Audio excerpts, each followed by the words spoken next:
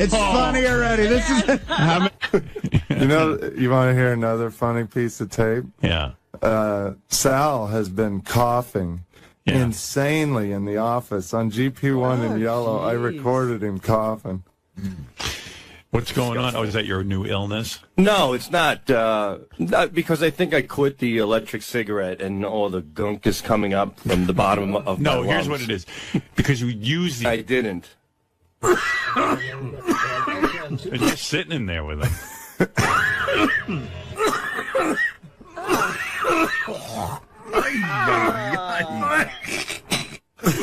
Sounds like my wife when she's blowing me.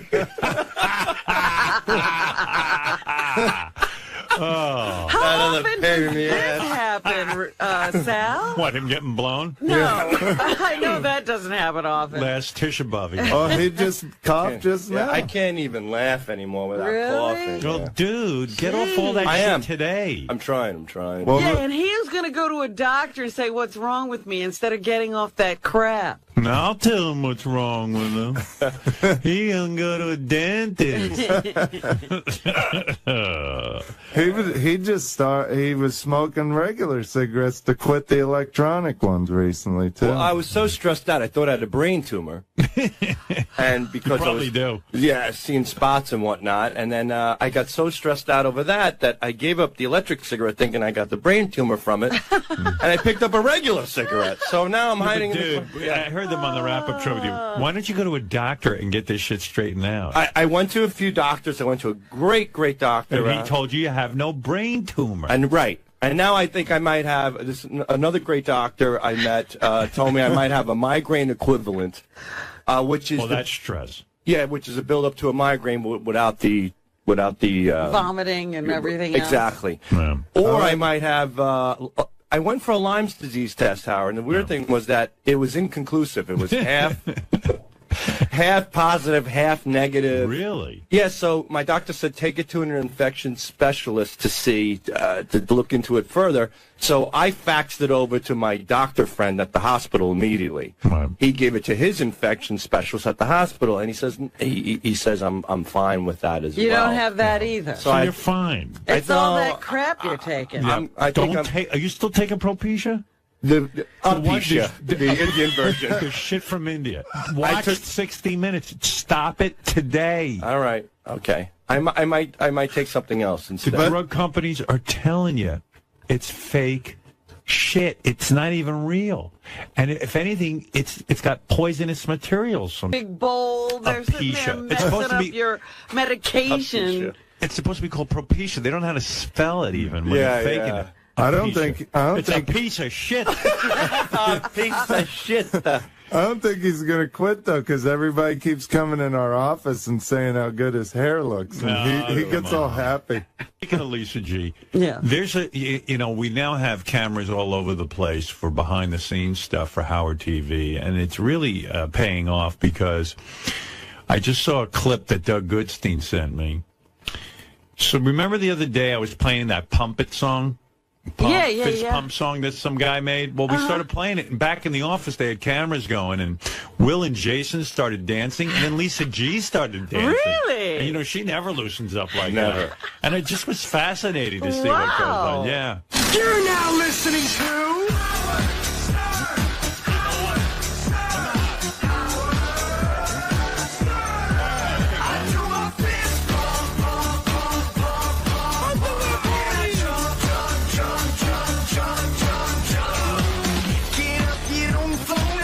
People like this. It's horrible.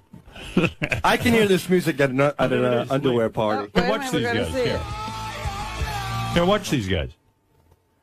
You got to play the music. It's not funny. I don't think that's... All right, forget it. I don't think the guys only put it up. Oh, my God. That's a nightmare. Look at Jason. Guys, put it up when I ask for it. They always just do that to me. I know. And then they don't have any sound. They find it late. Yeah. Anyway, you'll see it on Howard TV.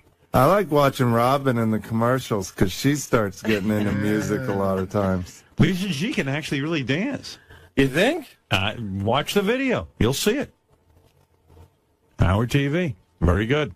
All right. Thanks, boys. Thank you, Howard. By the way, I couldn't stop saying all weekend, Chicken. Oh, chicken dinner. Sheen dinner. Chicken sheen dinner. Chicken winter dinner. Chicken dinner. Chicken winter sheen dinner. Well, I don't know what it is. I don't know. I know somebody. Winning. You know what's funny, Howard? Somebody tweeted you, that dopey girl.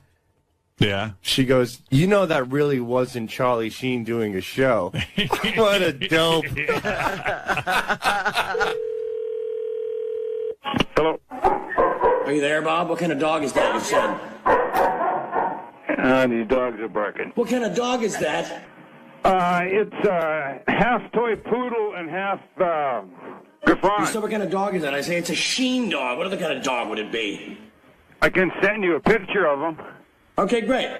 Let me, I gotta find a pencil and I'll write down your email address. Okay. Just a minute, hang on. Okay, all I need is the email address. Okay, good. What is it? I need your email address so I can send you a picture. Pay me. Pictures are free. Good luck with that. I'll send you the pictures of the puppies free. If you buy 10 copies, I get one free. That's how we roll. Can you give me your email address? Yeah. Winner.com. Winner? W-I-N-N-E-R? Winner chicken dinner. I don't think so. Winner Sheen dinner.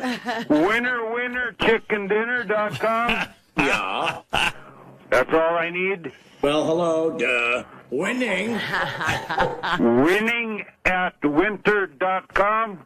Winner chicken dinner. I don't think so. Winner Sheen dinner. Okay, just a minute. Winning at chicken dinner? Yeah. Duh. Winning at chickendinner.com? I'm sorry? WINNING Winning. at chickendinner.com. I don't think so. Winner Sheen dinner. Is it chicken dinner or sheen dinner? What? Is it sheen dinner or winner chicken dinner? Okay, good. What is it? I want you to tell me what it is. Good luck with that. Beautiful. Wow, Beautiful. what a great call. All right, Freddie, give me a little break here, and then we'll be back. Also, Bradley Cooper stopping by. I'm hoping to hook You're you up with kidding. him. That's right, Bradley Cooper. I've actually texted him once or twice. I think he's seeing Renee Zellweger. I think so. He left me for her. She's a sexy woman. I got to sit next to her at a beauty parlor Really? once. Yeah. She's sexy? I'll tell you that story later. All right, we'll be back right after these words.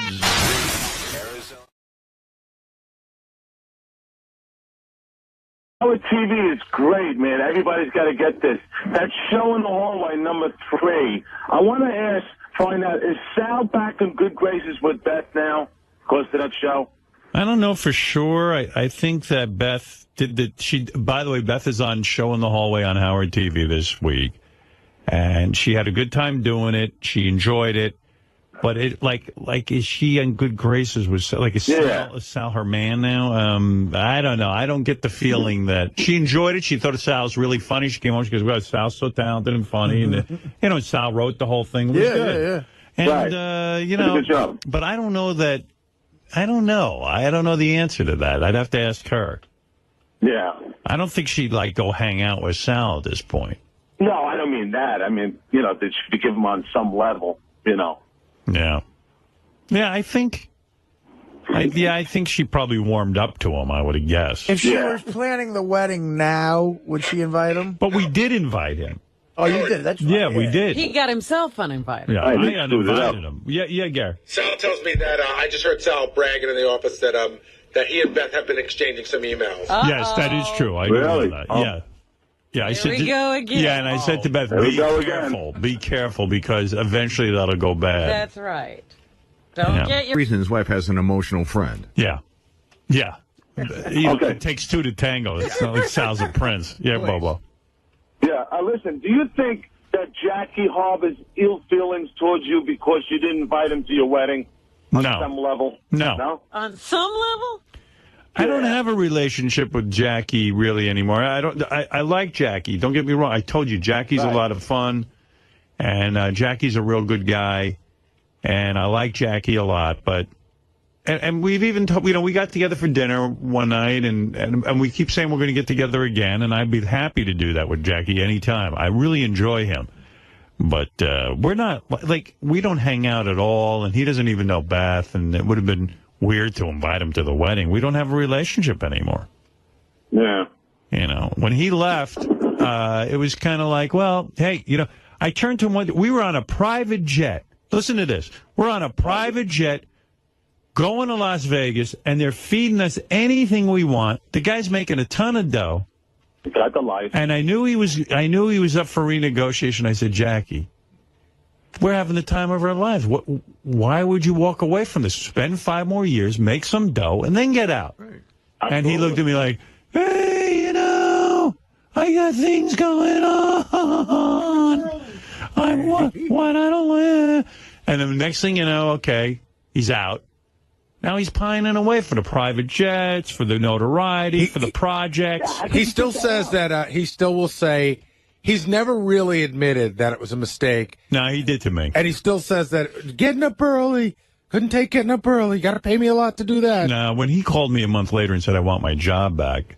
And I said, there was a point at which he realized he had made a mistake because he was calling to correct it. Because he called Tom and said, I'll take the offer now. Yeah. Right, but we said the offer's off the table because, quite frankly, we had already started talking to some people. People and like Artie. spending the money. Yeah, and we'd already hired Sal and Richard, I think, or something like that. Like 4 people. Yeah. Over that salary. It was done. It was over. And they told him it was over, and the company told me they would not hire him back, even if I wanted him. Wow. So that was that. Hey, can I just say something to you about Sal? You know, because you were talking about Sal earlier. He really is a good-hearted guy. But it's one thing I've noticed about him.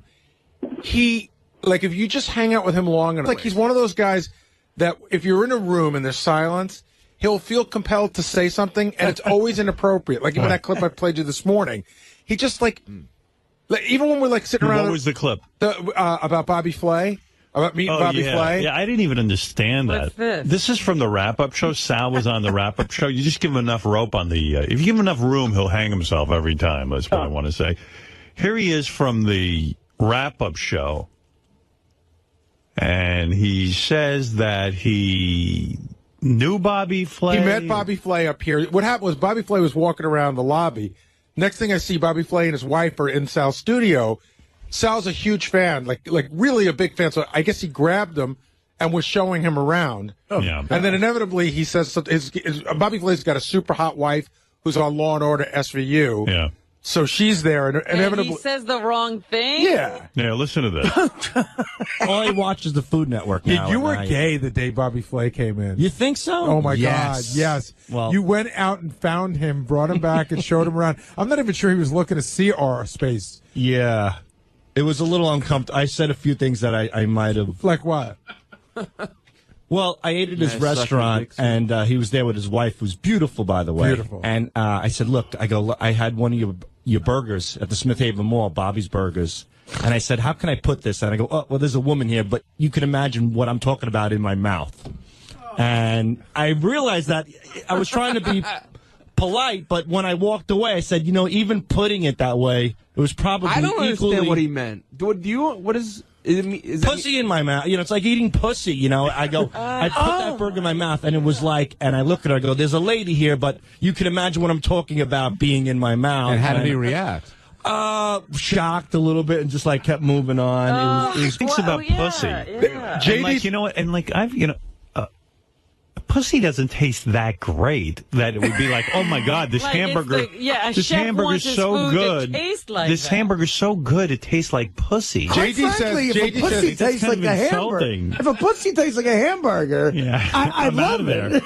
Oh, if it did, you'd be eating it more. JD says pussy doesn't taste that good. JD says pussy doesn't taste. I mean, if your hamburger tastes like pussy, you're probably going to be out of business. It should be 2 parts of your brain, Sal. Like that really is. That's one of the most inappropriate inappropriate things I've ever heard in my life. Yeah, but it's the dumbest comment, man. You just met these people, and here's a guy you like. Right. Well, the old me would have said it's better than pussy in my mouth. The new me said it's better than something you would There has to be a newer you down the line. Sal. You're still not new enough. Do you realize? Can I say something? Do you realize I censored myself? I'm actually utilizing my filter. Sal, listen. Really? Yeah. Your filter's clogged. I mean, it's unbelievable. You're not to be trusted. No wonder your wife has an emotional friend. That's very mean to say. No, that is so whacked out. He thought he was doing a good thing. Right. Howard. But the guy probably looked at you like I would. Because you sort of, in a way, represent Howard at that point, and Bobby Flay's probably like, does Howard think that guy's appropriate with that? Like, that how Howard? Forget, you know, can I suggest a new you to you that becomes a mute, like doesn't talk around people? That whatever you think, I'm muting you right now. Watch, say. Dude, no, being serious. Howard, I swear to you, I really thought. You know what I mean? The old me would have been like, oh, I put your burger in my mouth. It was like having a twat in there. It was fantastic. But I saw the lady, and I was a gentleman. I go, I saw his wife, who was beautiful, and I saw her, and I go, Bobby, when I bit your burger, it was like, and I paused, and I said, it was like, well, I can't say, but it was like that woman's thing in your mouth. I was censoring myself. Sal, that is so gross. Whether you say pussy or a woman's thing in your mouth, both comments are equally retarded. First of all, from a common sense point of view, you know pussy. If a hamburger tasted like pussy, the guy'd be out of business. Right. Pussy doesn't taste that good, does it to you? Well, it depends what time of night it is. JD tells me that is Sal's go-to analogy. Whenever he's talking about how great Sal, something is, it's better than pussy. Yeah, but Sal. You know what it is? I haven't eaten pussy in so long, I forgot that sometimes it probably doesn't taste good anymore. No, I really haven't. It tastes good. I mean, it tastes fine, but it's a man. You know what I mean. A man loves pussy, so. No, man loves to stick his dick in pussy. Okay, but what better way of complimenting a chef? But even if you were going to use a crude reference, you'd say, your hamburger tastes so good, and the way pussy feels on my cock. Like, in other words, not the way pussy is in your mouth. That's the first thing. Or you'd say, this hamburger is better than sex. Good pussy should not taste like my wife's. I mean, literally, there's something mentally wrong with you. I guess that is such an outrageous thing to say to this guy. And when a woman, I thought it was one of the. is there, the guy got out of the business after that. I'm one of the biggest Bobby Flay fans in the world. When I had the opportunity to meet him, I said, how can I express my love of his burger in a way that only a man can relate to it? You did it. Why don't you say it was just so delicious? It's unbelievable. I mean, can't you say, Bobby, I'm a huge fan of yours. He wanted him to remember it. I love your burgers, and your burgers are the best thing I've ever had, better than sex. Right. Why couldn't you just say something intelligent? Well, because the same way you. I go, yeah, Robin. I love when you're disgusted with us. I just am. I go, Sal and Richard. I said, I'm not playing this on the air. And they go, well, why? It's so great. I go, it's not. It's just wrong on every level. And we thought you would love it. And you looked at us. No, I said to them, it's one thing if I hear a guy say the word nigger, like, Tracy Morgan and that call a woman. I said, that's one thing. We're observing the sex call that we played with the hate man or whatever. I said, when my guys go into a store and intentionally try and get to say someone to say nigger over the PA, I go, that's me being a racist. That's me condoning racism. That's like me thinking promoting that's funny. It, selling it. Right. But Howard, to our defense, I'll play it because I can play it in that context. But Richard should come in and explain the. We don't say the word. It's not that word. Sal, stop it. Stop being a retard. You're being ridiculous. It's the GP1 in red. I know where it is, and believe me. This is nothing. We're just pointing out. This is what I. I have a little bit of a problem. I'm in your store right now and I cannot find my son. I'm in the very front with security. My name is Harold 𝗛𝗄𝗏. Last name is G-E-R-Z. His first name is Nick. Last name is G-E-R-Z. Right. I'm in the front with security. Thank you. Attention shoppers. Can I have Nick 𝗛𝗏? Please come to the front. There's someone waiting for you. Nick 𝗛𝗏. Please come to the front of the store. There's someone waiting for you. It was Nicholas 𝗛𝗏. So I love it. Robin, explain to him. think it's great. Explain it to Richard. Richard's behind this. What? Yeah. Was it Richard's idea? We were sitting down at Carrabba's coming up with new names. So we came up with Jungle Bunny for Jungle Bunny. I said to Gary, I said, go back and explain to those two nitwits that's something I'm not into. I said, that makes the show. That means we're into the word, the N-word. Right. We want to call a sex line and have sex. Now, I know no matter what I say, Howard, you're going to give me the theory that I'm dumb, retarded, and I don't have a filter. But in this case, we thought it was clever to take that. Clever. We thought Nick Gers. Nicholas Gers. Yeah. Not Nicholas Gers. Like, you said Artie will tell you, Gers. bend over is hack, right? It's old school. We're taking an old element and making it different and breaking the barrier. Sal. That's like me saying shirt head. Right, all right. Howard, one more thing. I mean, Sal, it's not that revolutionary. You're right. You've come up with a brilliant take on Mr. Gers, Nick Gers. Quite honestly, I saw there was a bit similar to that. I think Dave Chappelle did it. It was called The Niggers Family. Yeah, but the last name was Niggers. This is Nicholas Gers. This is a name over at PA. Fred, you don't get it. Sal has come up with a revolutionary new way. But you didn't what's say, up, niggas? She didn't get on and say, is Nicholas Gers there? No. She said Nick Gers, and you gave her the name Nick. You didn't give her Nicholas. Right, but... Okay, I'm and just saying. you had her say, niggers, please come to the front. Yeah. Niggers. Can you imagine the black people walking around here? That's my problem with you. Can we do it again with Howard TV and just secretly take black people walking? Sal, I know, I'm only approve of kidding. it. I honestly don't. I just think you're retarded, and that's why I'm in charge. I'm in charge of you because you don't. What is he going to do when you're not in charge of him anymore? You don't have any idea how much stuff I keep off the air. I think every day, 2 years, I'm definitely bartending somewhere in Queens. I don't know. Damien, you're on the air. It's going to be long before 2 years. No bar's going to hire you. Oh, thanks. They can't have you there. Yeah, Damien, you're on the air. Howard, when's it going to be that Wyatt's going to have an intellectual friend to take over for some... Well, let me tell you something. I know more about Sal's wife's friend than you think I know. Mm-hmm. And the dude's not even a good-looking dude. It's just that he probably makes sense. Yeah. He's a little fat, ugly guy, right? He looks like Scott the Engineer, but shorter and wider. Hey. If I had to describe What's your wife's number? Are you kidding? I used to be a poonhound. No wonder she looks at me. I thought she was looking at me. I felt like a piece of Bobby Flay's hamburger. You can rope in any girl. Any girl who's emotionally down, so easy. You can rope them all in. How come you can't? That's how he got a wife. He knows. How come he lost her? Yeah, He didn't keep working it. Yeah, Tim, you're on the air. Brother, I got to say peace and love, peace and love. Peace and love, peace and love. Tell you, he is as crazy as he is.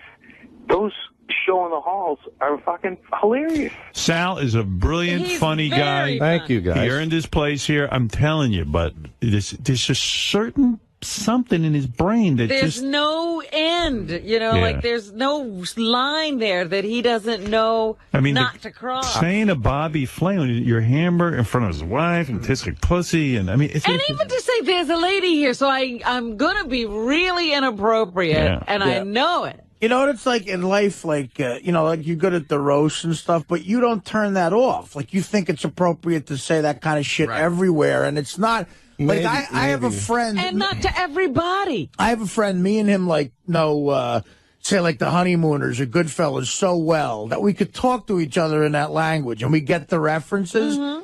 He doesn't turn it off for in front of other people. No. Like he'll do it, and the people will have an odd look. Knows, right? Yeah. And they'll think he's retarded, and I'll go, well, of course they do. They don't know what we're talking about. Like you gotta have there's appropriate times for appropriate things. Yeah, well, go explain that to him. Jerry, you're on the air. Ronkonkoma. Hey, Ronkonkoma. What's up? Hey. My dad's first pizzeria in Ronkonkoma. Yeah. First of all, it's a pizzeria. Pizzeria, yeah. Pizzeria. I've been there since I was 7. I'm now 27, so I've been there 20 years. What pizza place was it? Tony's Pizza on Johnson Avenue. My dad is Tony. That was the place where next door he was banging the beauty salon lady while she was cutting my hair. My mother came in and beat the shit out of her. Your mother beat the shit out of the lady? Yeah, my dad used to. Why did she beat the shit out of your dad? Well, because he beat the shit out of her more. You know? Jerry, go ahead. He was stronger, that's why. What is your comment, Jerry? Howard, doesn't... I hide out, so they won't find me. But he's right. He makes a good point. That's not true. One of the reasons people look at horror. You know what? If they've never met. All right, Robin. Stern. So if you meet somebody and you're hanging out, just hypothetically, with Jim Florentine, he's going to be pissed at you because Jim took a shit in somebody's toilet on the top and did an upper decker. Absolutely. So what? But you were still with him. I think a lot less of Robin since she started dating a guy who took upper deckers. I think it's a brilliant thing, but less of me. Joe, go ahead. You're on the air. Alan, what's up? I gotta agree with Artie, man. That was hilarious. My phone's ringing off the hook. I got people calling me laughing. That's good stuff. I don't know what do you mean, the Nick Gers? Oh, you think Nicholas Timmy Artie agrees with this? It's just, listen, does it make me laugh, the idea to do that?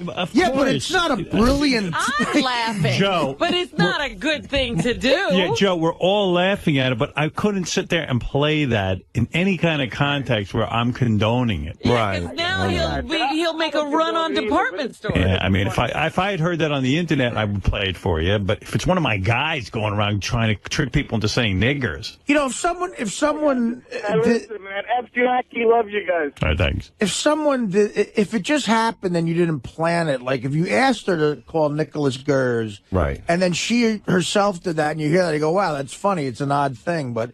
It's not some brilliant thing to get her to say that. It's not a brilliant take. Well, you liked it and you laughed. That's all. I know, but it's not a brilliant take on the bend over bit. You don't. You never know what I mean. Eric, go ahead. You're on the air. He really doesn't.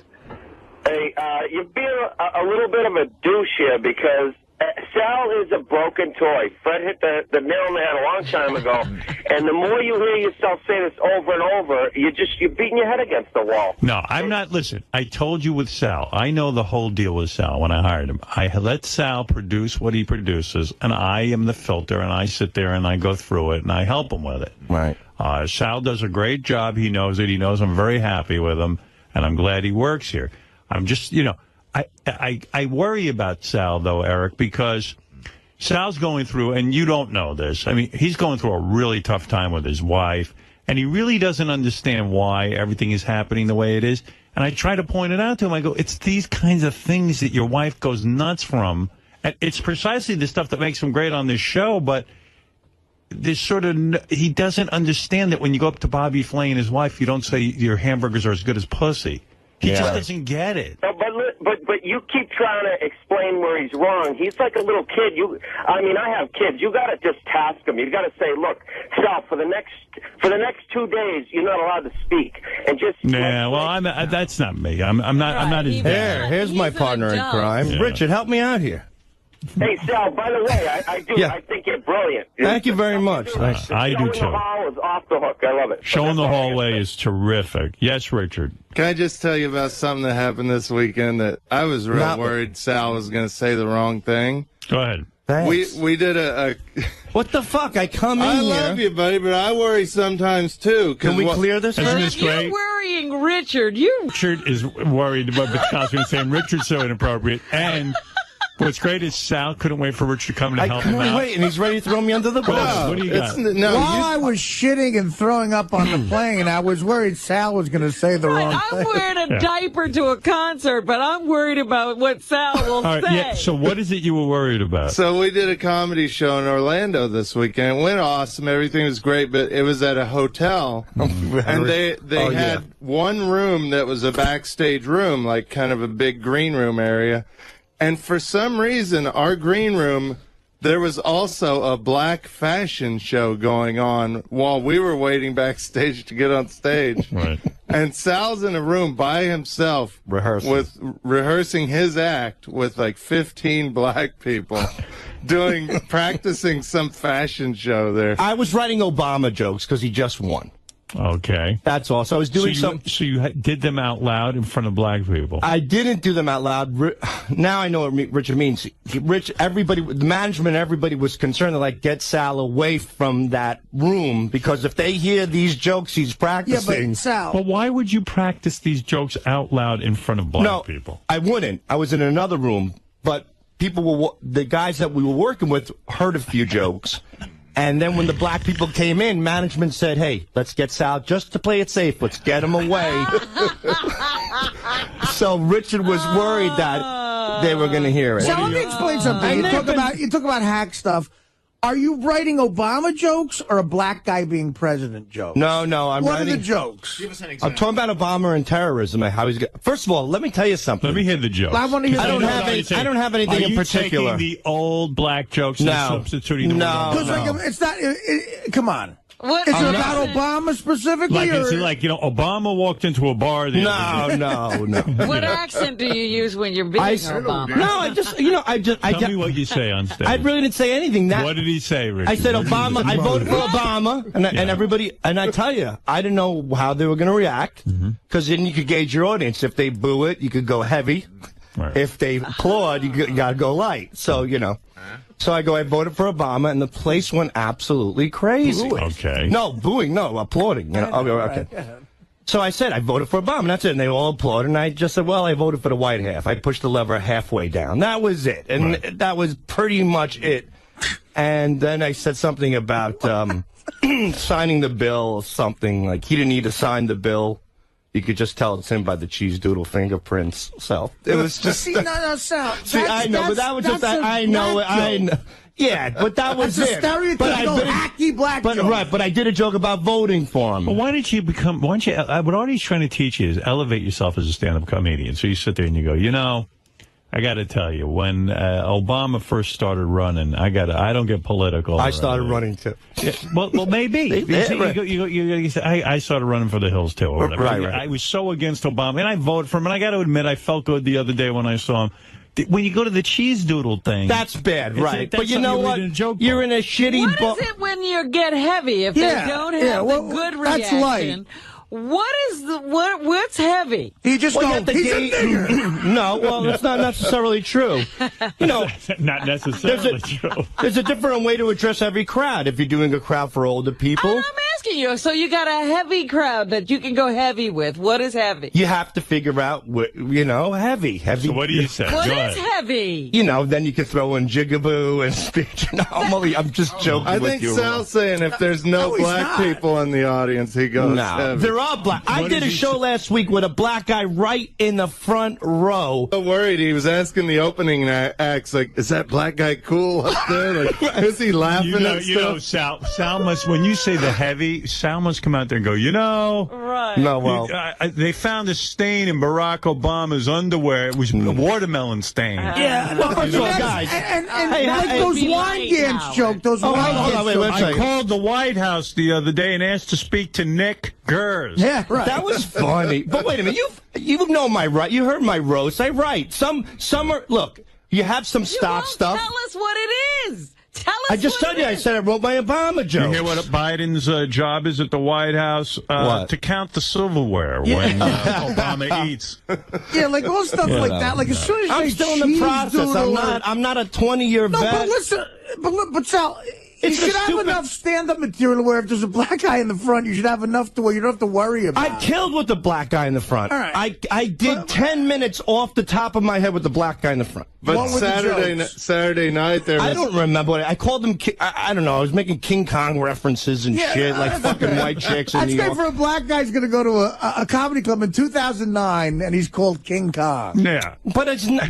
Artie. So stupid, Sal. All right. Well, I don't want to argue with you. You're the expert. I'm new with the expert. No, you are. I don't mean that in a sarcastic way. You're the guy who's done it. I'm still in the learning process. So today, King Kong, tomorrow, something a little more clever. You have to call a guy in a club King Kong. I didn't. I was, he was big and black. What am I supposed to call him? You don't have to reference the guy at all. Well, I had to get the pressure off the audience. No, you don't. Why? What pressure is on because they see a big black guy in the front and they know I have. see. No, you guys have made me out to be a racist. So when I get on stage, here's a racist guy plus a big black guy in the front row. What's going to happen? I have to diffuse that combustion. So I have to break the ice. Diffusing it by saying jokes that aren't racist. Sal, again, you don't even know that that's going on in the audience's mind. They're just there to have a good time. They don't know that there's combustion. I think there is. Well, you know what combustion is? Yeah, when two things meet and create an explosion. All right. And that's what I was trying to do. Why not just have security chain the guy up like King Kong and wheel him out on the stage? That would be great. I might do that in my act next time. I'll call security over, have him move. He's not coming clean with the jokes either. I am. I was working on Obama jokes. There was I just told you, there's a black guy in the front. Richard's heard the jokes. What were they? He does a King Kong bit that's really funny. I do it. This guy was in the front row. He had a white girl, and I said, King Kong, you good for you. You're banging. I don't know what I said. You're banging the white bitches, And I called him King Kong. And then I made a thing about King Kong's girlfriend. She probably smokes Newports, and she has a restraining, she would have a restraining order That's against the them. hacky shit of all No, time. it's just something. It is, Sal. I was just You don't throwing even some know what a stuff out. hacky is. It's like that. No, I don't know anymore. I mean, all right. it's I stink. horrible. I'm horrible. Please don't see me live. I'm never good. Nobody ever laughs. You don't even Sal, know. I'm not saying there aren't morons who don't laugh at that. But it's Okay.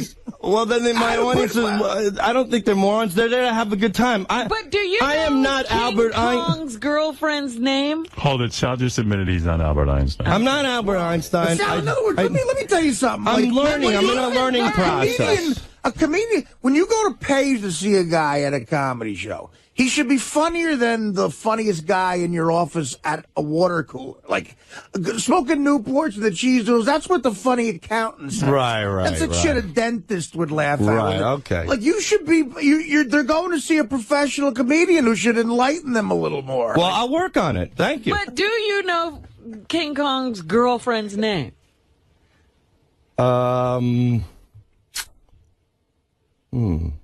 Because that would at least be... Faye Ray. Right. All right. That's Because right. that would have That's good. I got to add in a little bit better. Again, it was just I was riffing with a few things, and that's it. I mean, I'm like I said, I'm not Richard Pryor. I'm not Chris Rock. No. I thought you were. You told me you were. He does kill them. Sal is opening for Artie this weekend at the Borgata. I know. Oh, no. I let Sal does all right, I guess. I don't know. I don't even listen anymore. I'm in the back in a coma. All right. Well, that's all. I'll try my best at the Borgata. I got to defend my honey because he did great this weekend. Listen, I'm not He saying did people awesome. don't laugh, but that's the worst thing for someone who's hacky. Listen to me. When you, All right, Gary, what do you have in your mind? I just, you know what, there's two books that Sal keeps in his office, and we just think it's funny, considering the conversation. It's the Friars Club Encyclopedia of Jokes. All right. And then my other favorite one is, it's called Black Like You. It's about white people who dress in blackface for comedy over the years. Both Hey, gifts. Both gifts. Hey, not did you part. guys see this on the internet?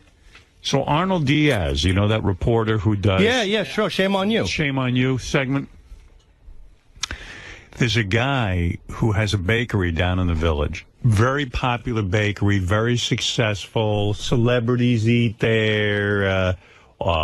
Famous politicians. Everybody goes to this bakery. Are you not saying the name for a reason? Because I think I know. No, I'm not.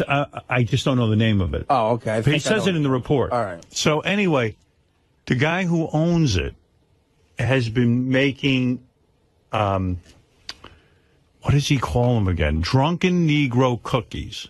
And what do they look like? Since Obama got in office, as a celebration, he claims. He's like a Sal type. Right. He calls them Drunken Negro Head Cookies. And they're these... Negro head cookies? Negro Head Cookies.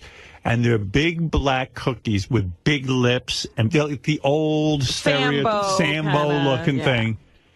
And then they interview some people on the street, and it turns out they claim, the people on the street say when they go in there, he calls them Drunken Nigger Head Cookies. And he's like, no, I don't say that, and these are very acceptable, and it's like so Sal. That's not me. No, I mean, but no. Listen to this. It's a long report, but it's fun. And now picture the visual. Every time they show Drunken Negro Head Cookies, it's these big black cookies with big lips, and big giant red eyes. Oh, God. And big broad flat nose. So where's the joke? What? No. While much of America celebrated Barack Obama's inauguration, one Greenwich Village baker marked the occasion with this controversial cookie. Drunken Negro faces. Drunken Negro face cookies. That's what 𝗦𝗵cije, the owner of the well-known Lafayette French pastry shop, calls his inaugural creation. I make cookies that look like drunken Negro faces. He said to me, would you like some drunken Negro heads to go with your coffee? This woman was appalled by what 𝗵𝗵cije said when she went into the bakery on Greenwich Street. I didn't know what to say, and then he continued to say they're in honor of our new president. And as he walked away, he then continued on to say he's following the same path as Abraham Lincoln. He will get his. She told her friend, who then went in and says the baker used even more objectionable language. He's calling them drunken N-word cookies, which I don't even want to say. You're sure he used the N-word when he described those cookies? That's what he said to me. He said these cookies are in honor of our new president, who will get what's coming to him, just like Lincoln. In Style magazine mentioned Lafayette Bakery as a celebrity favorite. Its cakes have reportedly been used on Sex and the City and in a Spike Lee film. As for his inaugural cookies, the baker says, I call them drunken Negro heads. What's the problem with that? And on Tuesday, he says he temporarily changed the name. It was the inauguration, so I thought it would be cool to say it Obama heads. Obama heads. I just changed it for the day. He denies using the N-word or wishing for President Obama the same fate as Lincoln. He says the two women were twisting his words. Lincoln, I think, was from Illinois, right? Right. Okay, so there you go. He was following the footsteps of Lincoln. As for the cookies themselves, with the exaggerated features and the objectionable name. Don't you think it's like promoting racism? No. Like to say drunken Negro? I mean, isn't that an unflattering portrait? Drunken Negro face cookie. It just seems like you're singling out black people, making a cookie that has a very unflattering face on it with an unflattering name. It's not unflattering. It's not? No, it's not. Look at it. I think it's a fun face. He says the cookies are a caricature and a work of art. He says. By the way, Howard TV has a picture of the drunken Negro face cookie. Just see, here it is. Oh my cow! Yeah, Jesus, looks like Robin. See, there you go. I'm only saying that was just a joke. That wasn't a joke. He's only saying it because you're a black person in the room. Right, you're the only black here, Robin. Yeah, you know. Absolutely. I know I'm the only black here, Sal. See how I rip Howard? That's what I do at the comedy shows. Oh, you know, that's it. Hey, it's Robin, everybody. Audience, didn't you? There was a lot of tension, and you kind of removed it.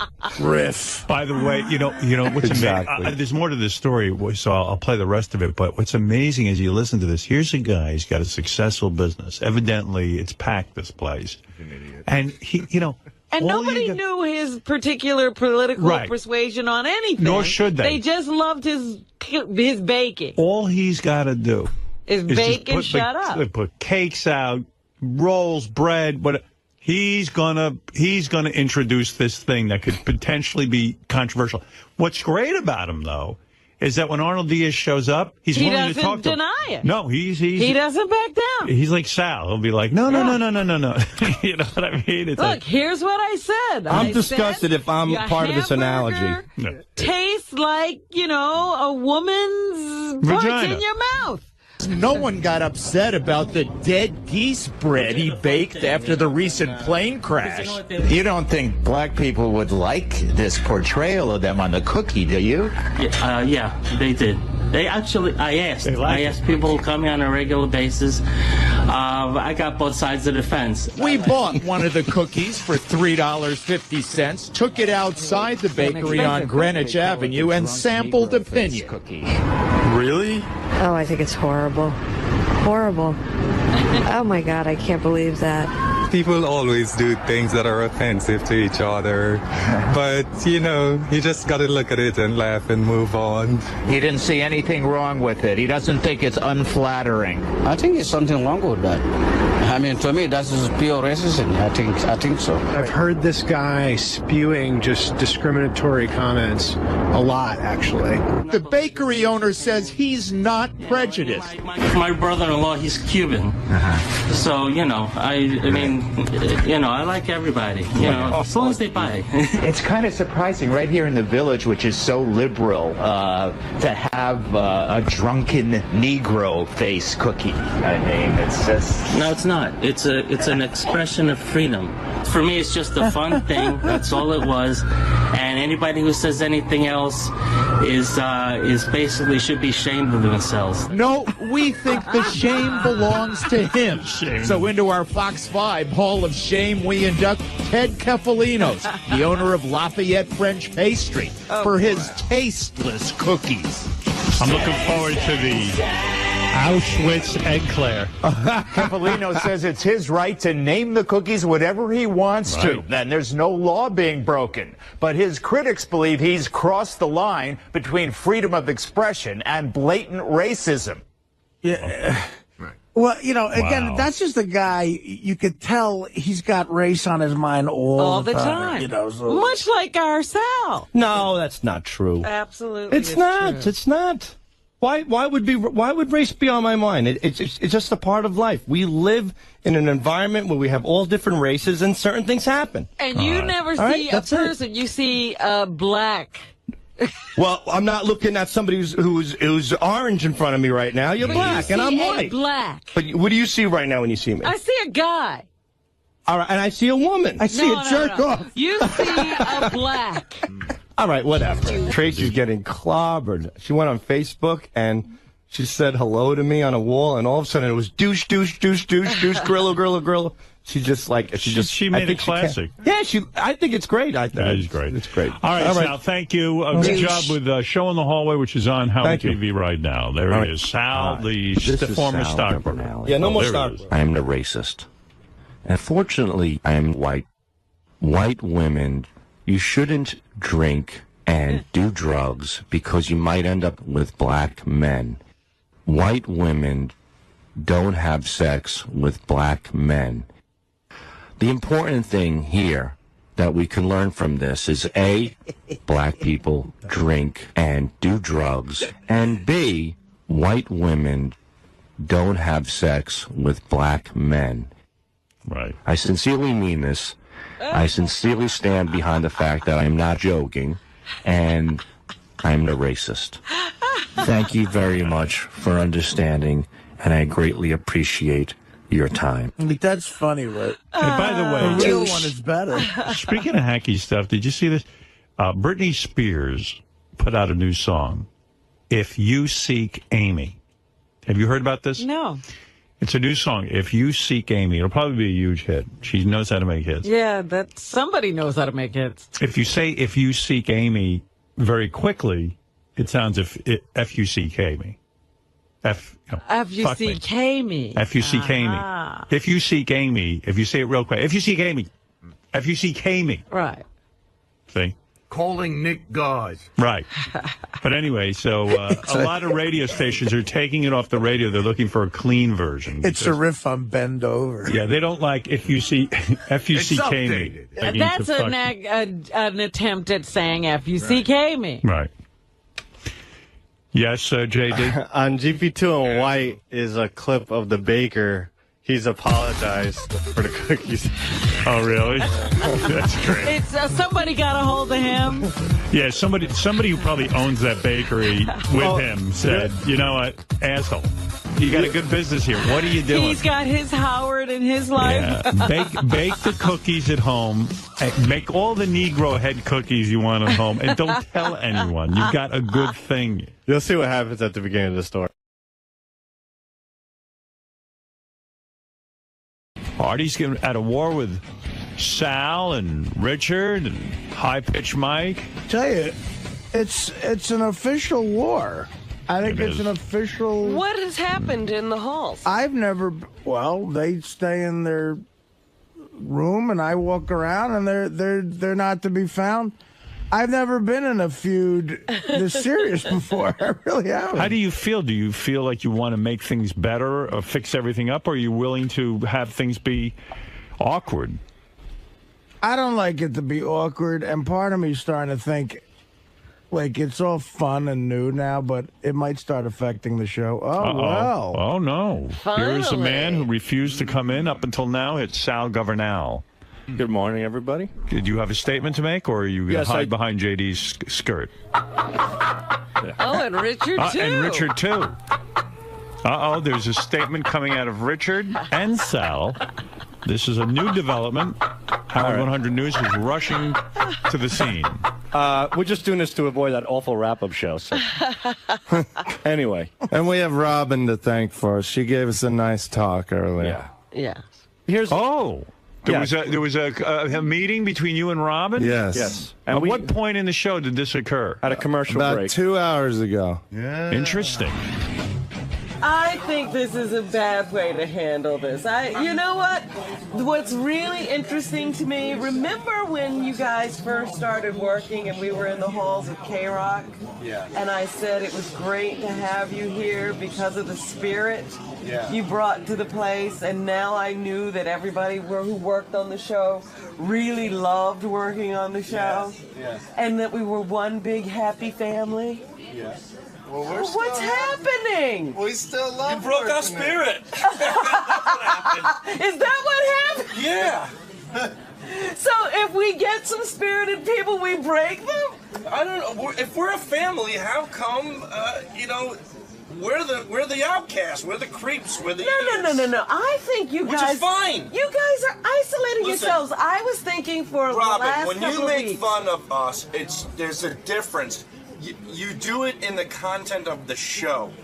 The only thing that we came up with Artie is that when we don't rip Artie's ability as a comedian. We don't rip Artie's funniness. We don't rip you as a newscaster, or we don't rip you on your the intelligent things that you say. We'll make fun of, like, let's say your weight, or meats and vegetables. We'll make fun of Artie's drug addiction if that's the topic. But every time we play a phony phone call, or every time we come in, it's don't ever have these guys on again. I'm sick of them. They're gay. They're not funny. Whenever we talk about stand-up comedy, we're hacks. It's like it's the work that we provide that we have this spirit for.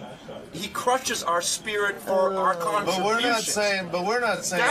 Why didn't you give that statement to your spokesperson? Because I'm an idiot. Yeah, you need to write. This is the statement that JD should have come in and said. I don't complain about raccoon eyes. I don't complain about the emotional friend, which is funny. Right. I don't complain about Artie's comedy. This is a valid argument. But when me and Richard are breaking our ass every day, it's about our work. That's what we admire Artie. Not even saying for and Artie we admire your. Congratulations, Robin knows and nobody in the audience does.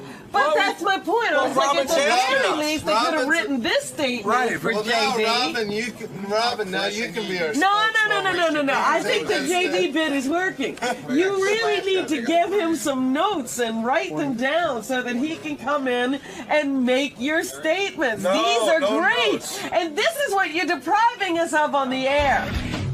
And she agreed she would be our moderator for this, if you don't mind, Howard. Why would I agree to that? Well, no, just to make sure they get their statements out, because I thought they had some interesting things to say. All right, go ahead. Here's my statement.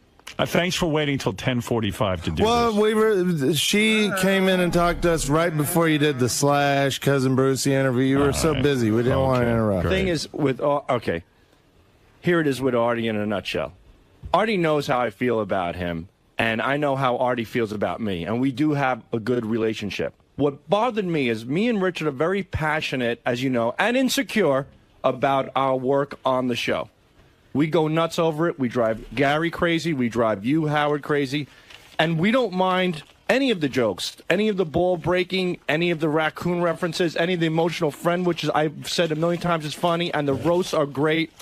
What hurts us is that when Artie takes a jab at our work that we're passionate about the show, if he says that our jack and rods are redundant, if he calls us fifth graders, if he says any kid could do our prank calls, if he says we take an easy route by using cunt in calls, and he comes back and he says that Richard Christie is a hack comedian, we're just up and coming guys.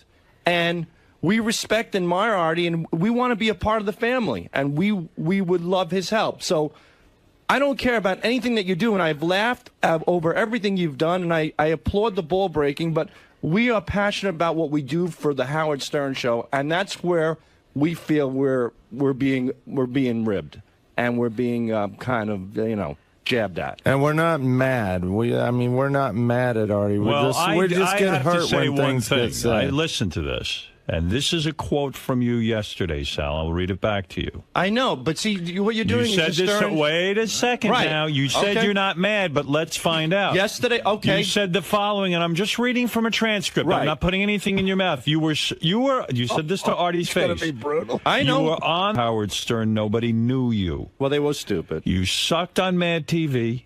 You sucked on the Norm Show. Beer League sucks shit. The second. It was a flop. It was in 18 theaters and made $250,000 in America. I could shit that out of my ass. For you to tell me about comedy and what people tell me off the air, you have no fucking clue what you're talking about. Okay. Now, that is a quote. That's so don't tell me you weren't mad. That's not true. Howard, I never said I wasn't mad. I said it. So compared to the movies you were in, Robin, grossed a lot moderate more this. than I. Well, let us say this. Let me finish. What I talked about with them before was that all of the things they did yesterday only caused a big break. It didn't really express how they truly felt. Well, his fellow comrades are nothing but awestruck by his newest fashion statement. Top of the morning to you. It reminds me of like St. Patrick's Day. It's for Hulkamania. You know, it's Hulk week. Hulk, it's the Hulk movie tomorrow. You know. Ronnie, where's your gold? Where's that pot of gold? Hey, top of the morning to you. Hey, how you doing? Can you do an Irish Jake for us? He's like a puppy. He's so cute. You just want to hug him and squeeze him. Are you wearing a green turtleneck? Don't even you go there about fucking fashion. Come on, man.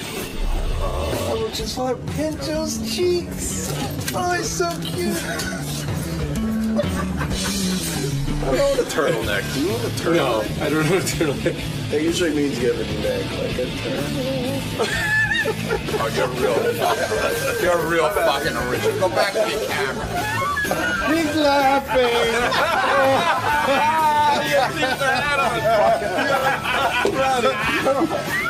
Hey, I'm Ronnie the Heebie Leprechaun. Hey, top of the morning.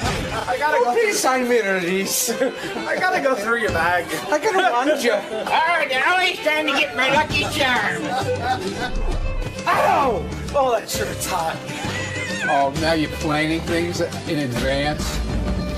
Give me a fucking break.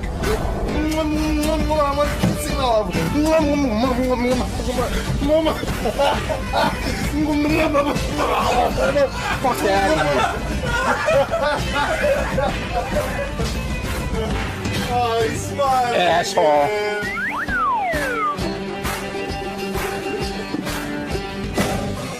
What the fuck is wrong with you? Oh, he's so cute. Really makes the Lucky Charms guy seem full size. But Ronnie's here to do much more than look adorable in green wool. He's here to keep Howard safe.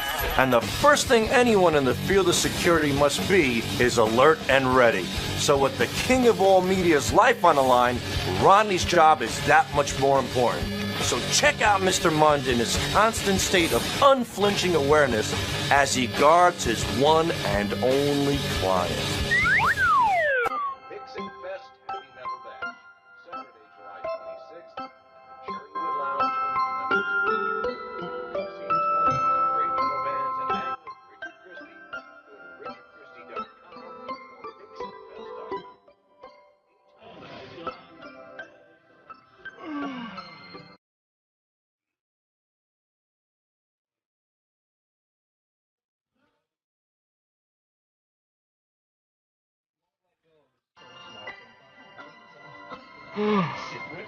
God, the fucking lights really get me very sleepy, man. It's making my eyes tired. Yeah, the light is annoying, man. It makes my fucking eyes tear after a while.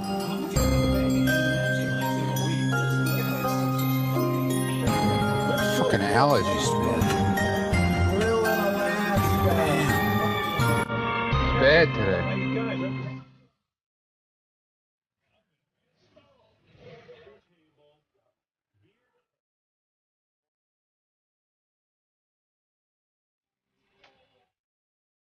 What's your problem? Huh?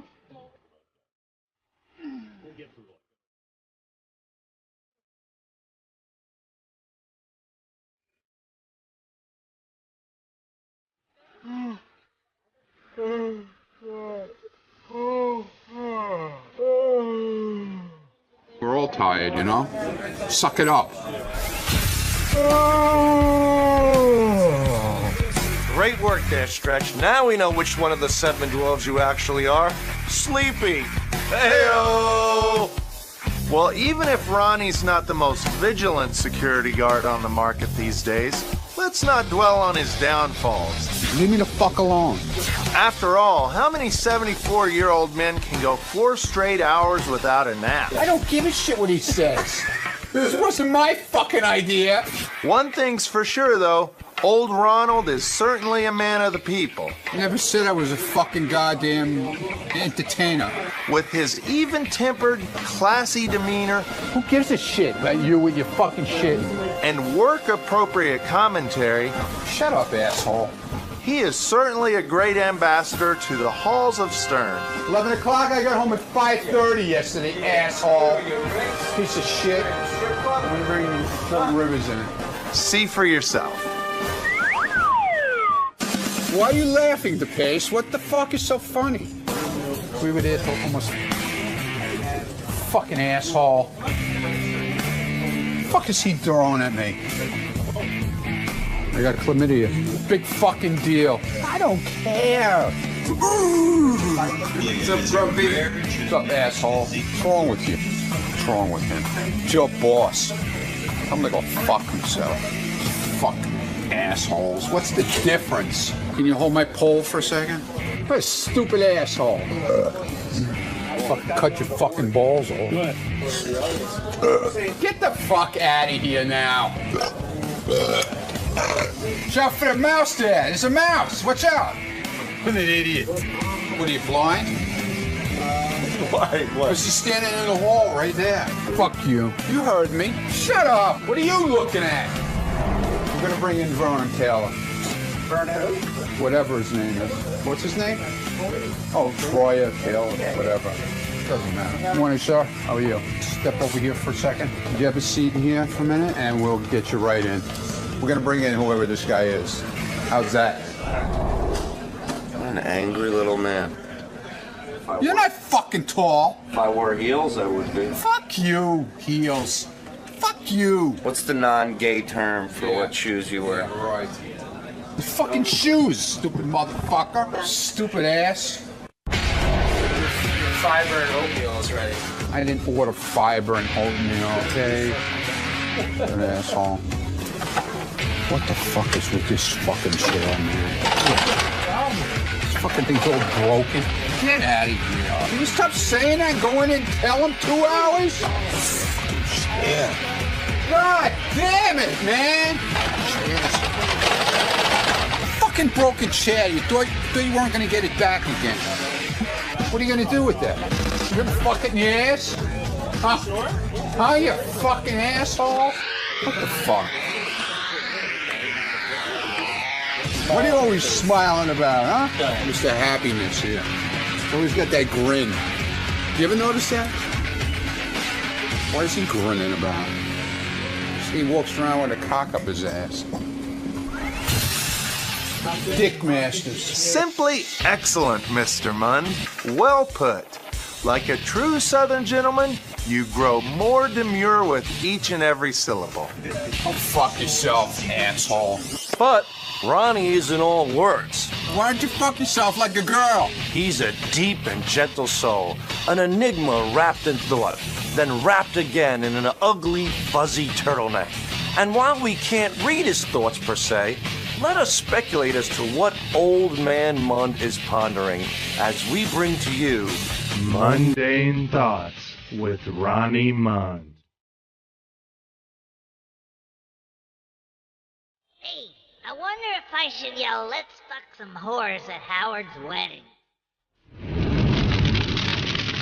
That's brilliant! You gotta say it at Howard's wedding. Ricky's man will be the life of the party! Life of the party? You'll be the biggest asshole in all of New York. You remember Bubba's wedding? You were an idiot there. I want to dedicate this to Heather. Let's fuck some whores! What's your fucking problem, asshole?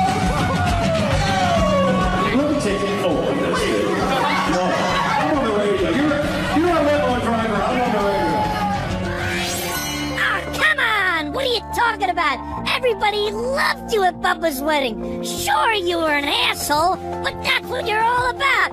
Ricky's man is about being an asshole. Come on, act your age. You're an old man. Talk like one. Don't try to act like a foul-mouthed teenager. Come on, you're Ricky's man. That's your catchphrase. That's what you do. That's like Ed McMahon not saying, "Here's Johnny." Ricky's man's got a phrase. Yeah, I'm gonna be the life of the party. I'm gonna yell, "Let's fuck some whores."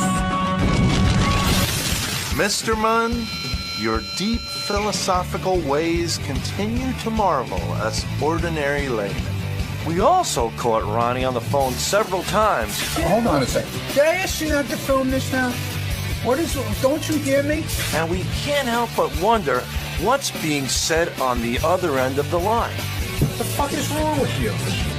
I can't fucking talk. I can't even think of anything. These guys with this fucking camera shit are driving me nuts. So let me introduce a segment we like to call On the Line with Ronnie Mund.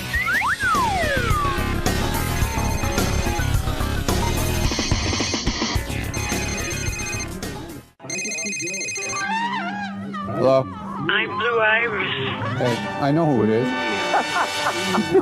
Ronnie, what time do you want me to stick my finger in your ass? The usual, like 12:45, 1, you know, that area. I'll be at 70th, okay? Oh, good. And remind me to talk to you about Thursday the 26th, okay? I want to tickle your prostate. Yes, okay. Yeah. I'll see you later. Oh. Bye. Wow, I never would have guessed that's what he was talking about. But enough about what Ronnie's been saying. Let's find out what the people of Manhattan are saying about Ronnie as we bring you Ronnie on the Street. It's Ronnie on the street, Ronnie on the street, Ronnie on the street, Ronnie on the street. He's so cute and just over 5 feet. So come and join Ronnie on the street, yeah! Hey, it's Sal and Richard, and we're here with Ronnie on the street. And we're going to find out today how old people think this cute little guy is. How you doing today? Hi, how you doing today? Very good. Take a look at this little fella and tell me, how old do you think he is? I'm going to say he's getting up into his 70s. Just by looking at how much he shrank and all the wrinkles on his face, 78. 72? I would say about 85.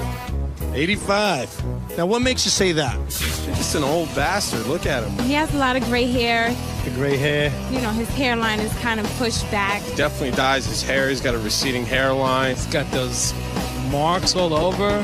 Wrinkly old hands. Extra skin on the chin. I bet you if you took his pants off, he'd have wrinkly balls, too. Would you be shocked if I told you he has the colon of a 30-year-old? How's that even possible? Now, what do you think of this guy maybe getting drunk at weddings and yelling out things like, "Let's fuck some whores"? Would that offend you? Yes. If he came to my wedding, I would have a problem with that. You know, there's females in the room, and you just don't come out and say things like that. When we got married, we had a guy just like that, threw him right out of the wedding. Now, if you saw a guy like this, let's say at a strip club, whistling at chicks and getting drunk, I mean, what would you feel about that? I'd look at him as a pervert. Yeah, JD Grandpa. He probably hangs out in a strip club quite often. He obviously can't get girls, you know, like the rest of us. Do you think this man is too old to be going to strip clubs? No, no one's too old to go to strip clubs. So I'll be a little bit disturbed. I think he should be home resting in his bed. Any closing words for Ronnie? Fuck you. Perfect. Ronnie on the street, yeah! Well, we hope you've enjoyed the show. Be sure to tune in to episode 2 as we bring you another exclusive behind-the-scenes look at the little man with big dreams. 10 fucking years I've been standing in the fucking hall. Ronnie, the limo driver mine.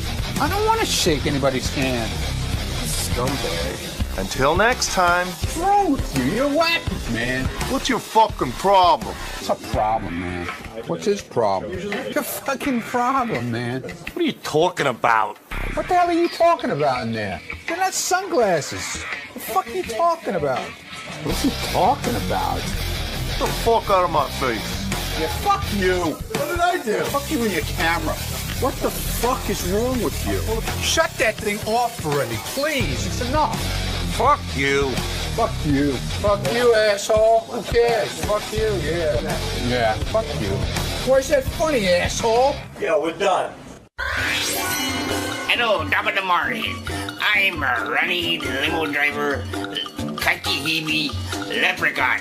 I'm going to do my cake with 𝗪𝗪𝗶𝗍 leprechaun jig. I drive a limo when I go fuck strippers, and they just have something to do with me because I know Howard Stern. I say, hey, I'm going to drop some names for you.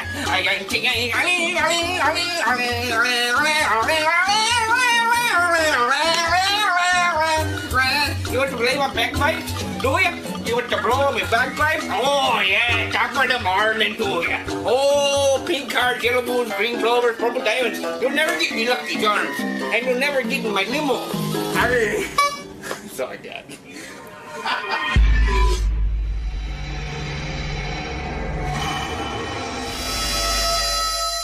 Why don't you fuck yourself like a girl? Hi everybody, Christopher Mad Dog Russo. Mad Dog Sports Channel begins shortly. The Mad Dog Unleashed program begins on Monday the 15th of September. Here today to introduce myself to the legendary Mr. Stern. So Howard had me on will have me on here for a little while.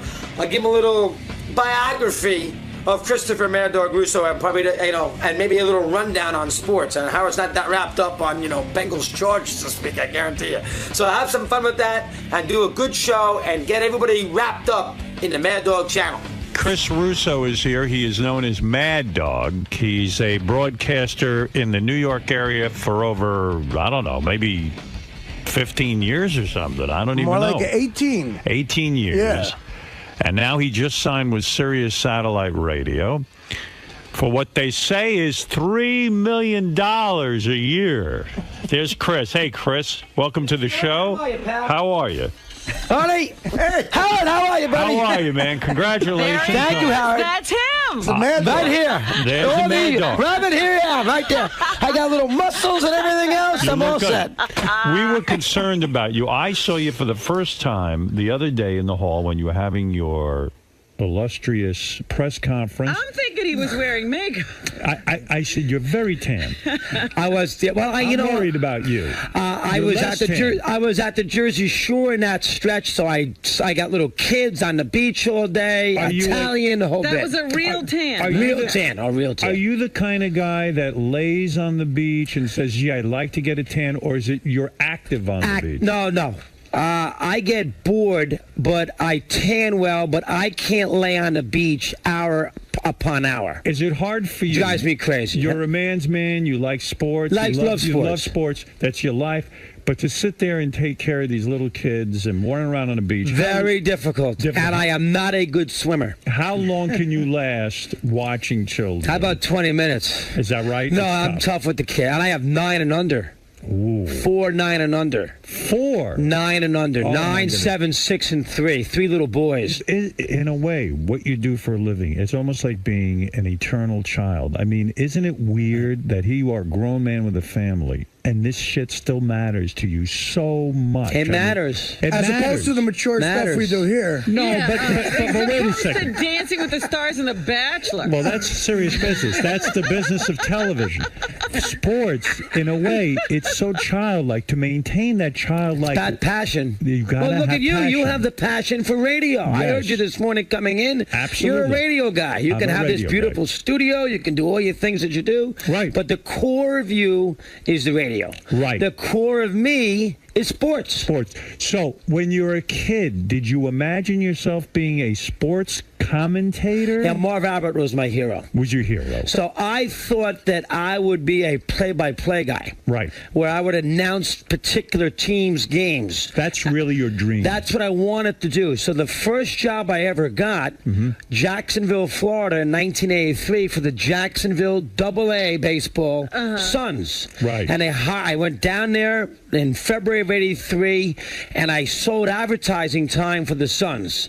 Billboard advertising and the outfield season tickets, all those things that you could think a minor league ball club would sell, I sold for them. Did you go to college? Yeah, I went to Rollins College in Winter Park, but I didn't go for this, though. You were not a communications History and major. communications. Okay, so you wanted to be a broadcaster. I wanted to be a That was your broadcaster. But you dream. wound up in sales. So in Jackson, but I wound up with sales in February. They said, if you can sell, we will put you as the play-by-play guy of the team. I get there in February, and in 6 weeks, now I'm 22 years old in Jacksonville, Florida. They hate the Yankees in Jacksonville, Florida. Right. That's Jacksonville, Florida, and I'm going out there knocking on doors trying to sell advertising for the AA team. I'm just out of college, 8 months out of college, Right. and after 6 weeks, they fired me.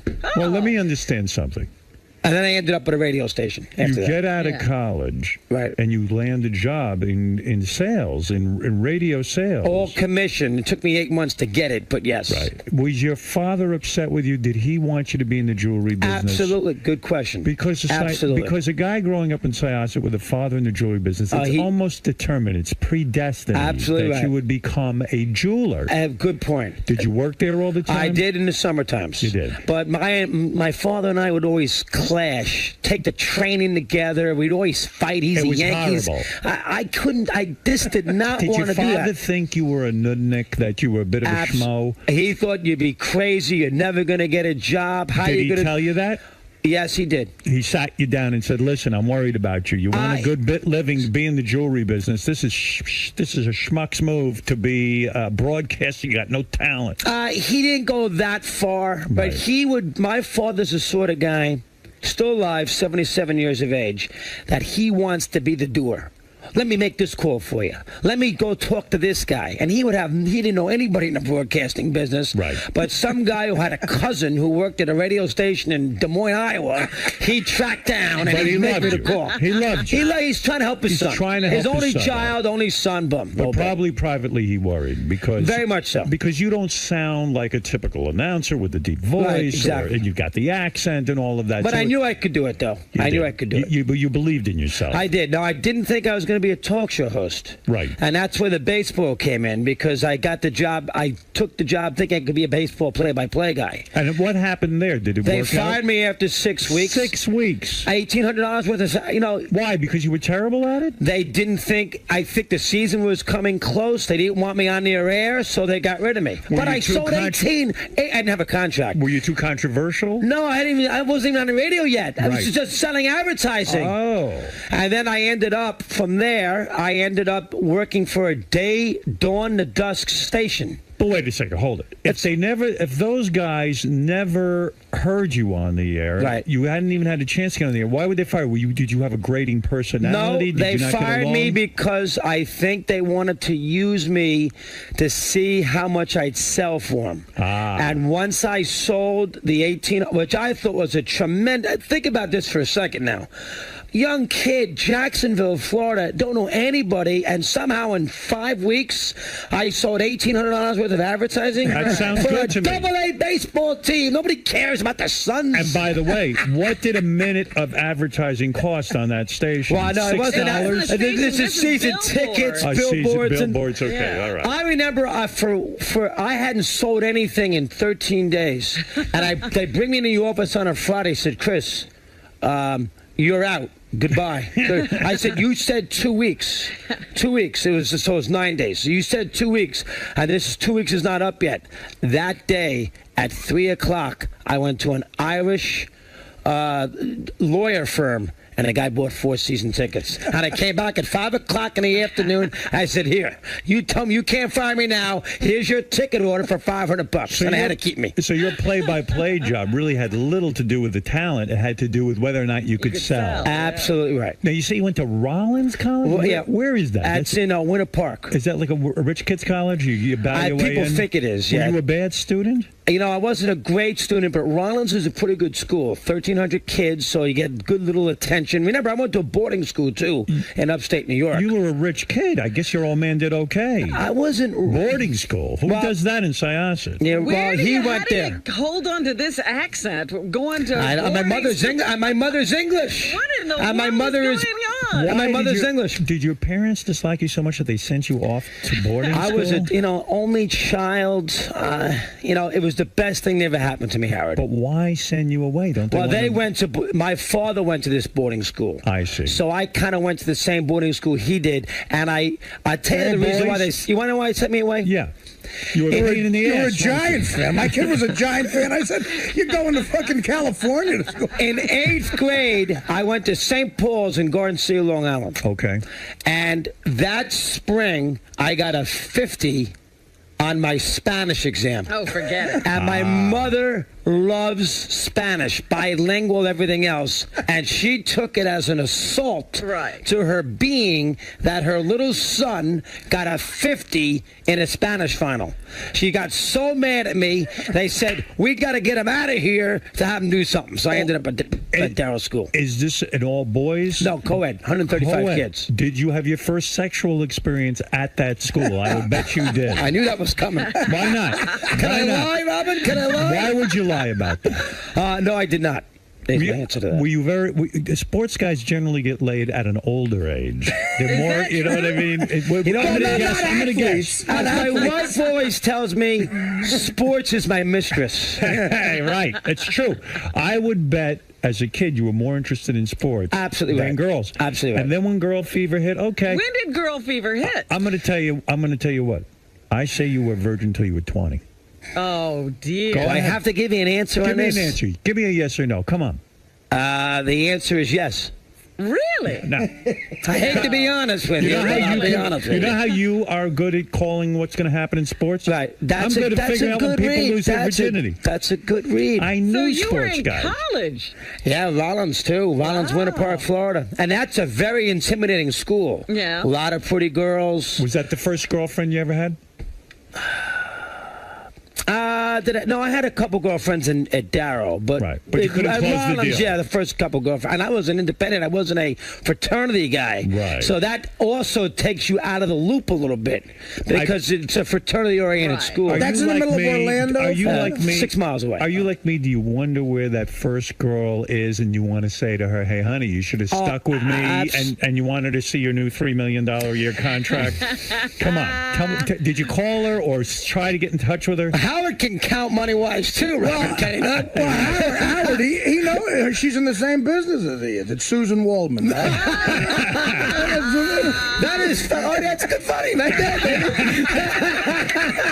Now wait a second. I want to know something. That's funny. Do you fantasize about? Did that girl give you the heave-ho? Were you in love with her? The first girl that I really was in love with was a girl by the name of Denise. Right. Have you been in touch with Denise? No, Hey, I have Denise, not. Look at me now. I got have not. $3 million a year in the bank. I have not. I'll give you a story about Denise, though, real quick. Okay. I went out with her when I was in Orlando. No, I loved her. I did love her, I must admit. Right. Went out with her when I was in Orlando, when I worked at WKS in Orlando. That summer, this is in probably 85 or 86, so that summer, good relationship. At the end of that summer, I was walking down the Winter Park Art Festival. It's a famous art festival in Central Florida, and she had been distant the last 2 weeks. I was walking down with a buddy of mine, and I saw her holding hands with somebody else. I'm so sorry. I was crestfallen. But there's an end to the story. Go ahead.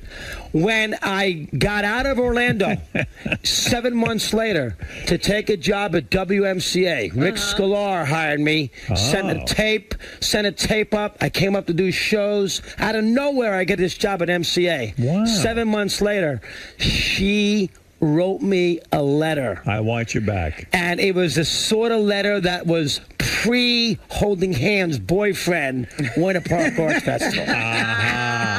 So there's my little example.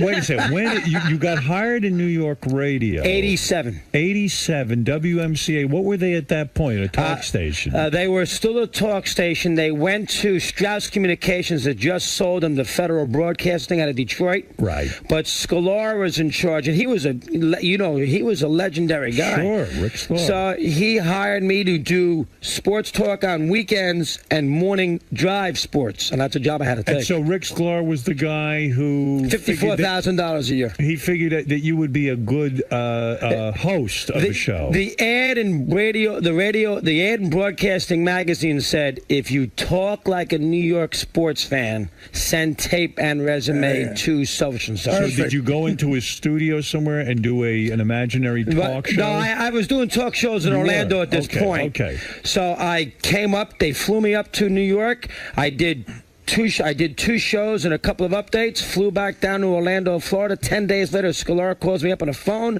on St. Patty's Day weekend, 87, says, listen, talks, I can tell he's into it. He says, if you're the guy we decide to hire, can you get here in 2 weeks? Did you like working for 𝗛cie𝗿𝗿? Well, he was only a consultant for the station. Okay. So once I got there, he kind of disappeared and went to go do something else. So he was in charge of finding the programming for the station. Somebody told me that when you first came to New York, your first job in New York, you had to pay the radio station. No, it's not true. That's a rumor? That's not true. No, that's What in the world are you talking about? MCA. Like one of those deals where you go in and you buy the time. You buy the time. But no, that was not the case. Howard, on the internet it says I did coke in the fucking 90s. It did? Well, I don't believe that. So he gave me $54,000 a year, and I did Saturdays and Sundays and Monday through Thursday morning drive sports with a crazy shot. So you were a hot shot DJ in the South. You were kind of a hot shot's guy. a little strong. You were dating women. You were getting it on. You were living the life. Did it get wild? A bachelor. Did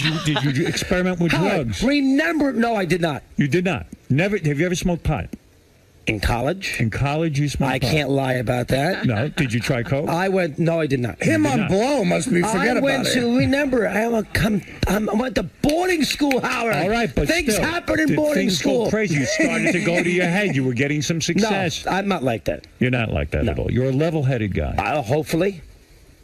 You're a level-headed guy. I'm not wrapped up in It's not going to go to your head. You know what I'm wrapped up in right now? What are you wrapped up in? I'm wrapped in right now. I'm making sure I get this channel to be as good as I possibly can do. Right. And this is not going to go to your head. God, no. Channel. God, no. Mad Dog. I'll tell you, you know what I'm wrapped up right now? I want to make sure Mel gets his money back.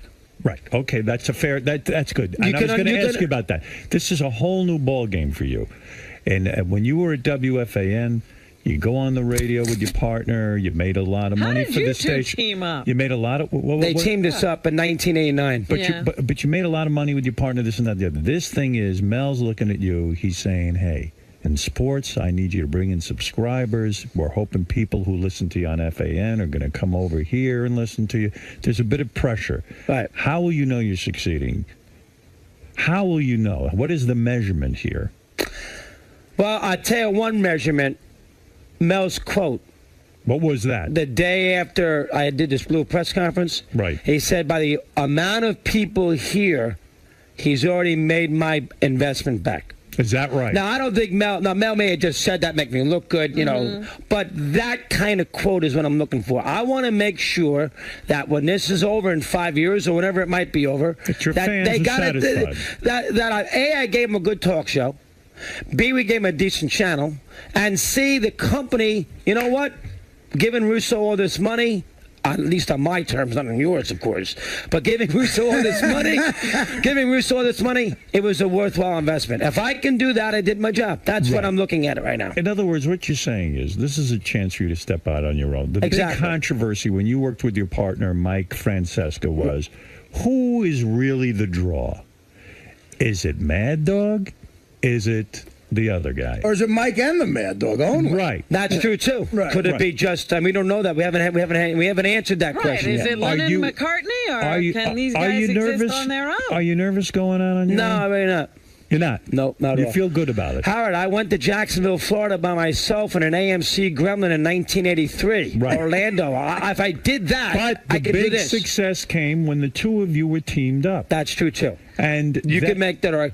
But obviously people think that I can do this solo. Mel wouldn't have given me this contract. Scott Greenstein wouldn't have given me this contract. Are you happy to be solo now? Or were you I think Mike's happy too. Yeah. I think Mike likes the idea that he has the real estate on FAN. He does Can I ask 5 you hours a something? day. Have you listened to Mike on his own radio show now? No, I haven't yet. You haven't? Why not? Why haven't you listened to the show?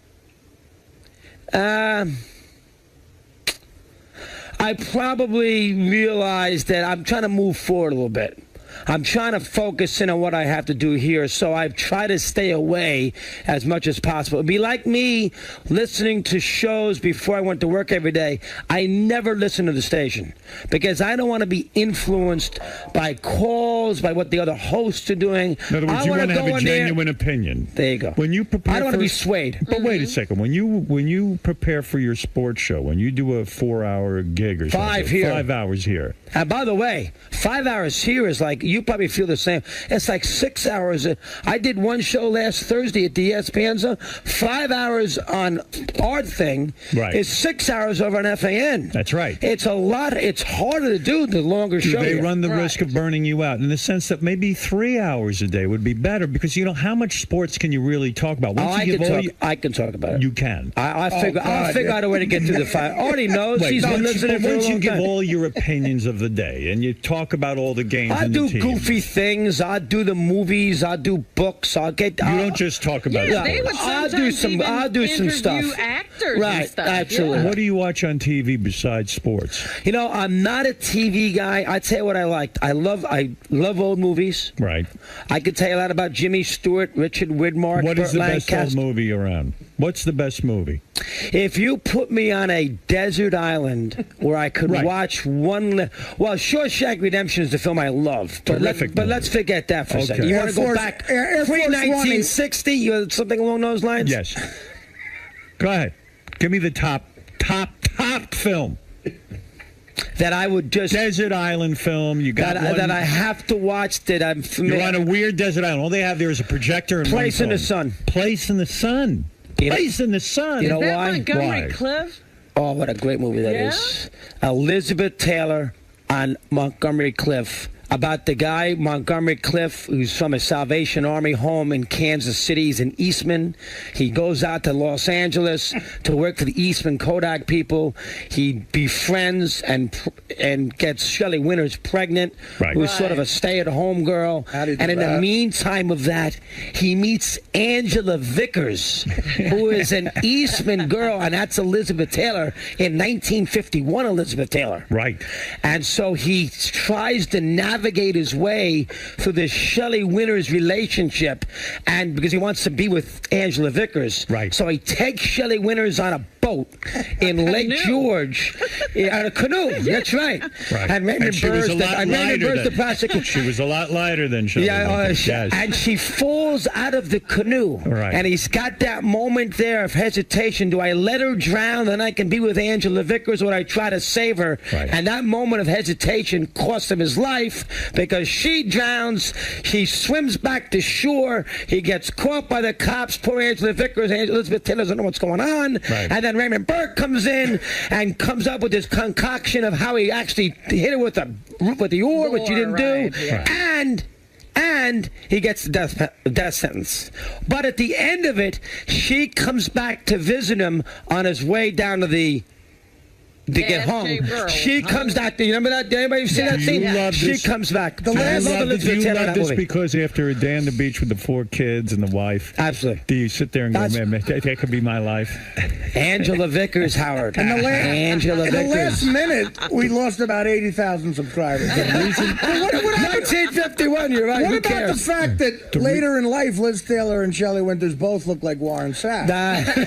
The last thing that went through my mind as you sit here and review your life, the reason I would imagine you don't listen, and by the way, when you prepare, this is where I was going, when you prepare for your radio show, don't you sit and read the newspapers? You read the opinions of all the different columnists. I read for information. Right. You need the information. So in a sense, but the reason you don't listen to Mike on his own is because also there's got to be something painful in it. Like you don't even want to see him doing that well on his own. If I was you, The answer to that question, I would want to see him fail if I was you. No, I don't care. No, because Really? my validation was this contract. Yes, and your validation also. So I don't need any more validation because my validation was the fact that in SiriusXM gave me a channel. You bet. Didn't it eat into your brain for many years that your partner got $200,000 more than you did? I don't know if that's entirely accurate, but it was more money than you. At least maybe early on it was in our relationship. You never sat down and said to the company, I can't let need that parity. No. You never said. You can't get. You never said to the people at WFAN. Look at Howard. It's going like me, baby. I want parity. Parity, baby. You never said it. Probably once in a while it bothered me, but Howard, you cannot do a show with somebody 5.5 hours a day for 19 years and feel bitter because he might be making more money than you have. It Because wasn't his fault. The fans don't care. Right, and he didn't determine how Wait a much you second. made. I'm not talking the about bosses that. did. Whoever did. He's talking about down in my soul. Right. Pride. Look at me Was in the my eye. pride wounded? Look at because, me in the eye. Right. If Mike does super well on his Not own, going to bother me, Howard. Look at me. I promise Did you. I finish the question? No. If Mike does super well on his own, the show doesn't lose any ratings, the show goes on, blah, blah, blah, blah, blah. Got to admit, that's not going to be as good as if Mike doesn't do so well. They But need what if the he mad does dog. super well? Hold it a sec. All right. They need the mad dog. They need him. Tell me that wouldn't be some great thing. Can in I your say that he can Be stay honest. equal? How about if we go equal? All right, equal. Equal won't bother me. What if he drops you're 2 going points? to- What if if he you're- goes from a 5 share to a 2? Well, you're telling me now if he goes 5 to a 10. Now that's going to bother me. Yes. That's going to bother I you. have Be pride. honest. Of course. You're going to go 5 to a 10, double the audience because I'm off the air? That would hurt. That's going to bother Mel. I got the wrong guy. We're going to change the name of that damn channel. Right. And if it went from a 5 share to a 2, would part of me be happy? Yes. I tell you, I know you're not going to believe this because you want, but I've been honest with you ever since I walked in the Please room. be So honest. if I'm That's all being I honest, so I have a foundation of telling you the truth. That's not going to bother me. Now, that's not going to make me happy. Let me put it to you this way. I swear it won't. Boy, you're not like me. Put it to you. If I didn't have this contract and this responsibility, Right. it would. So whose idea was it to bring you over to satellite radio? Was it Mel? Mel Parmesan? I think the Scott fact that Mel, Greenstein? both of them. Both I of think them. the fact that Mel knew me from all those years in Infinity. How did they woo you? They come to your apartment privately and say, "Listen, Chris, let's sit down." They're giving you carte blanche. Do what you want. They sit down. They say, "We want you. We'll give you a 5-year deal, $3 million a year." But not even that so much. It was the philosophy. Let you Carte do your blanche- thing. There you go. So what are you going to do with the new channel? Well, I'm gonna- what I is your gotta- I'm gonna idea? What hire is a your whole- dream? My dream is that if you are a sports talk fan, go ahead, and you got to be a diehard. I understand that, but if you're a sports talk fan around the country and you want to vent and you want to talk about why Manny Ramirez dropped a fly ball in the ninth and the Dodgers lost a big game, or you want to talk about Brady getting hurt out for the year, or you want to talk, that's a huge one. You want to talk about LeBron at the Olympics, Federer winning the U.S. Whatever big topic is that you have a place to do that on this channel. Do you have guys in mind that you want to work with? Absolutely. Who are these guys? Who are the good guys in the business right now? Well, we brought in Lee Hamilton. Okay. He's doing some shows for us these next couple days. Extra San Diego, 22 years. All right. I got to find some younger kids, too, who are 30, 31 years of age, who might look at me as sort of the dean. I don't want to sound cocky, but the dean of the sports talk genre. So say, you know what, I like to go work with Chris. Who was the first person you called when you made this decision? Was it your father who wanted you to go in the jewelry business? I did call my parents until June 22nd. The first person I called... the fact that who was the first person? Well, I guess it was my wife. Your wife. She was with me because I had to go to a bar in New Jersey to sign the release papers. Because we had to sign these release papers, and I was in Jersey, and I had to get that Mad Dog trademark name back. So I got the Mad Dog trademark name back. You didn't own the Mad Dog. FAN did. We had to negotiate to get that back. You had to pay FAN? No, we didn't pay. We just got it. We gave him $1. Okay. So we got it back, and Why would they give that to you? They wanted to lease it to us for the next 5 years. I'm not going to. And we said, all right, fine. Lease it. Chris is not leaving. He's not accepting your buyout. It's state of March. I see. So I had that as leverage. I see. You want me out, you're going to have to give me that name. Little hardball. So to make a long story short, I had to go to Bar A in New Jersey and sign a 5-page release. Who named you Mad Dog?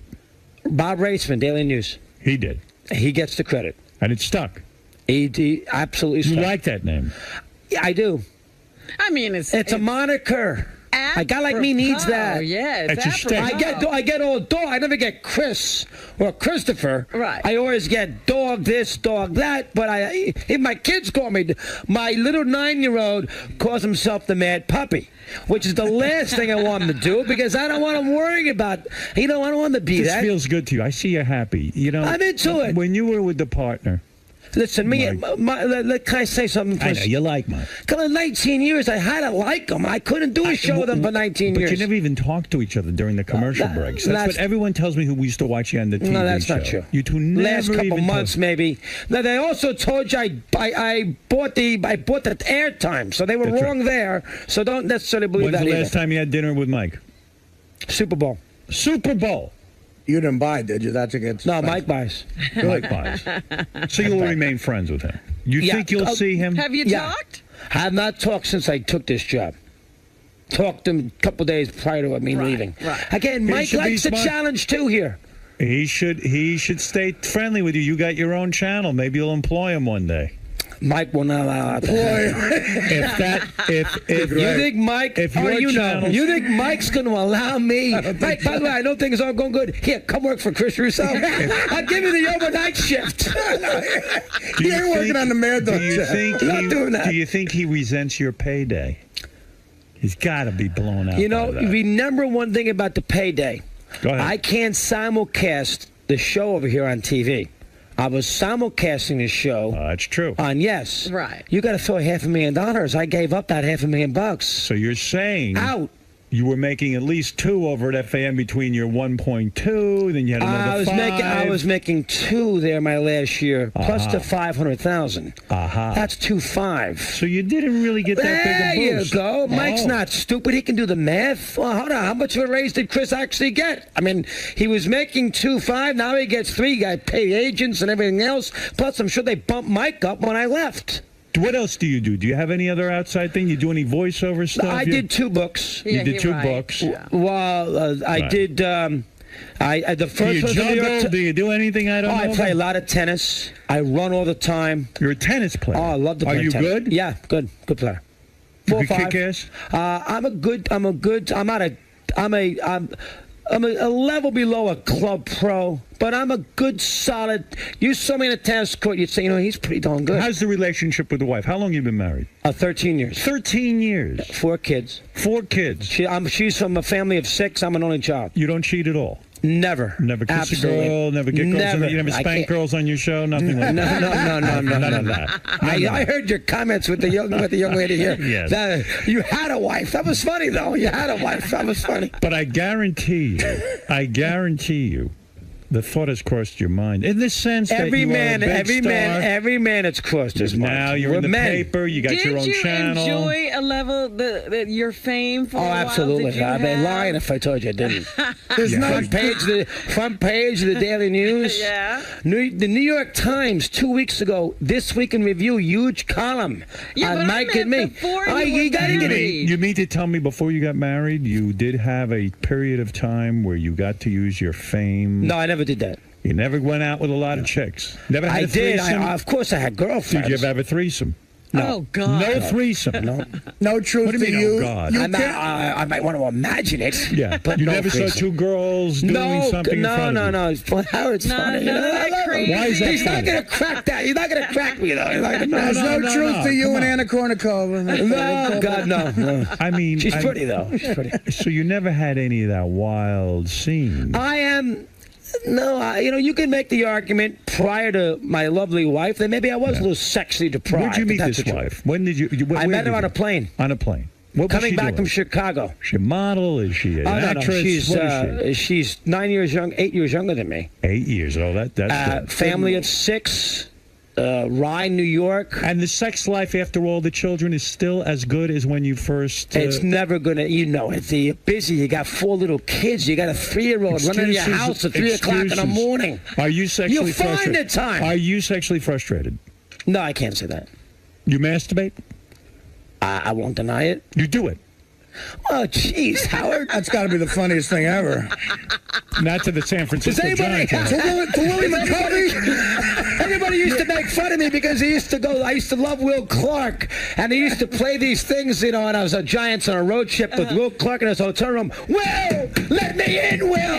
It's Chris Russo. Things like that. So Chris Russo is a sex addict. No, Is that fair? God, no, I'm a sports addict. That's Chris the also- problem, Howard. That's the problem. Chris. I got the wrong addiction. Thank Chris, God. this guy right here is the only guy who knows who Will Clark is in the room. No, That's right. He's not a sports fan at all, is he? Could care Do you less. watch anything? Don't care about it. Giants, Patriots? I used to watch the, I watch like when the Super Bowl comes Michael on. Phelps gold medals? He hardly watched the Hardly. Olympics. I don't care about his flipper feet. I don't You care didn't about watch any of it. you didn't watch the Olympics at all? A little bit. He's never seen Roger Federer play. Federer, Nadal, Wimbledon. You didn't see that? Never saw I'm not it. even sure who he is. Oh my God! Honest to it's God. You terrible. watched the Giants win the Super Bowl. I took quarterbacks blitz. What's the name of the guy? The Yankees in a World Series game. Don't get wrapped up in it. Don't get wrapped up in it. I asked you No, about I this. did. The World Series I get wrapped in. I like the Super Bowl. Occasionally, but it's not all Lakers, the time. Celtics, NBA I final. go to the Knicks games. I loved Why, watching the Knicks. hockey, 94 Rangers. I'm a great spectator. I love to go to games and watch the sports, and I love athletes when they. I mean, it's amazing. So performance. Sunday afternoon football, you're not going to be sitting there watching. No, I play chess. He's never been to a football game, have you? Live?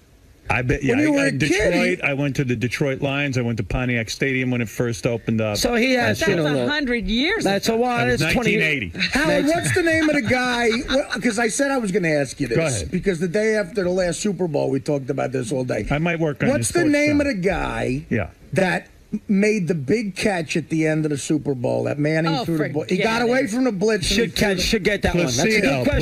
Placido Domingo. Placido. No, you're thinking of Placido. How you have to I don't know know. that? David Tyree. Don't remember we talked Don't about even. Tyree. I Are you forget. I don't He care. probably doesn't remember. I don't who care. threw the Are you pass. still motivated every day to do this show? Yes. Love this. In fact, it's really weird. When we were on vacation, I said to Beth, I'm actually missing being on the air, which is weird. Oh, no, I mean, so you're I've going to done resign? No, I didn't say that. go. Yeah, by the way, I know they're a little, make sure you do. We're going to need Has you. Mel mentioned me at all? No, he has not. But make sure whatever. nervous.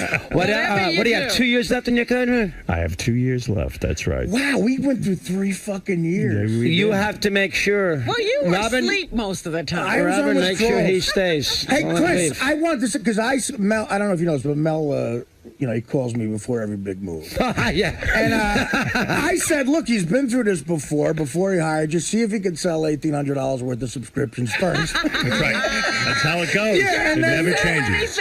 Bullshit. So that's no scorecard. So you're here to say you're a happy guy. I'm a happy got guy. to live out your childhood fantasy. Hey, I'm doing a sport. Who would have thought at ಮ್CA back in Jacksonville, Florida, be doing running a channel? And now you're on Sirius with Howard Satellite. Stern. No I'm less. excited to have you here. I envision that this is going to be the epitome of a radio experience for listeners.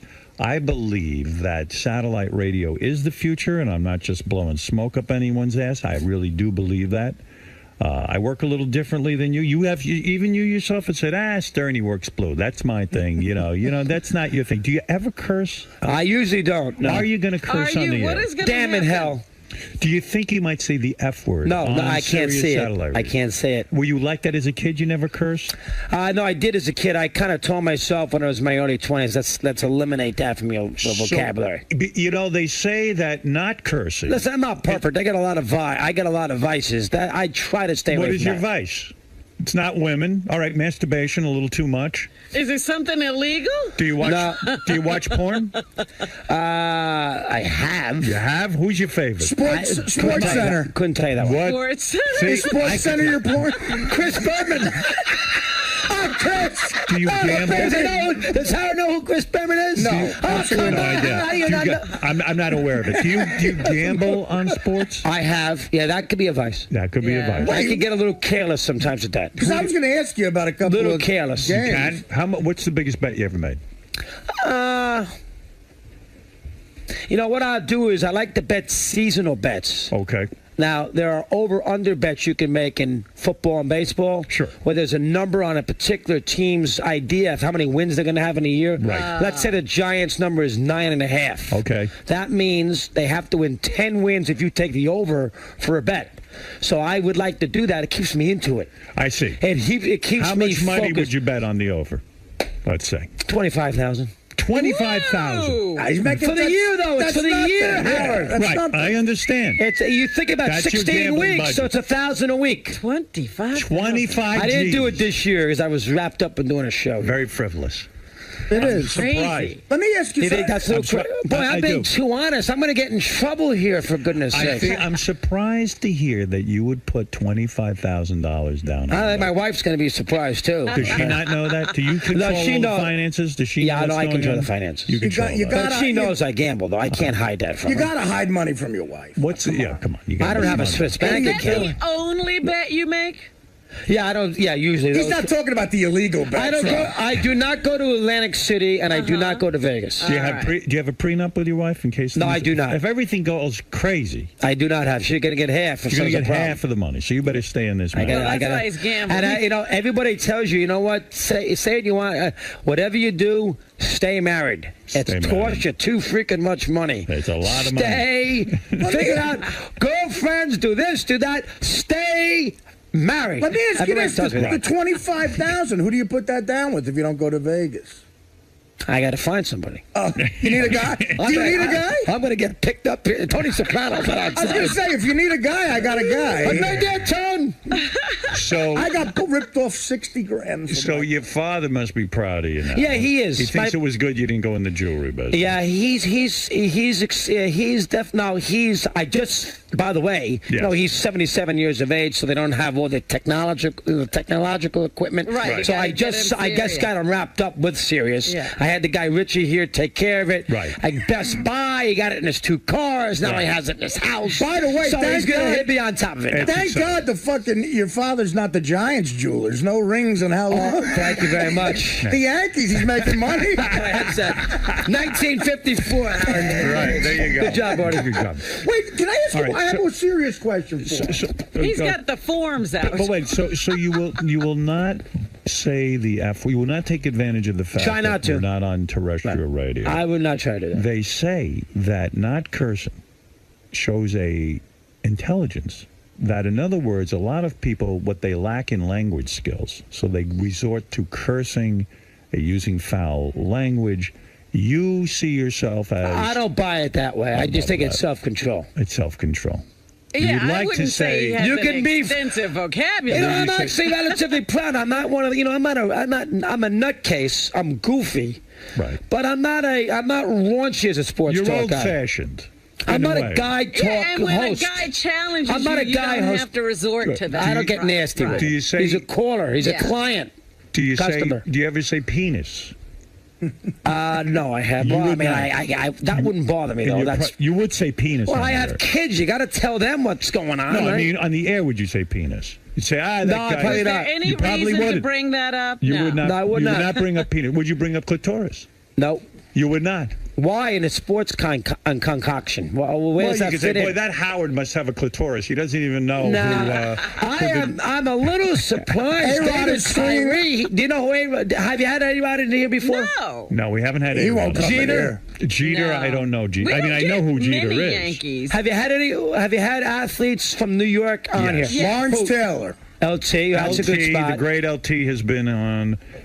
We've had. I'll make you look We've good. had a Go ahead. Dennis In the history of the show, here's some of the people who stopped by.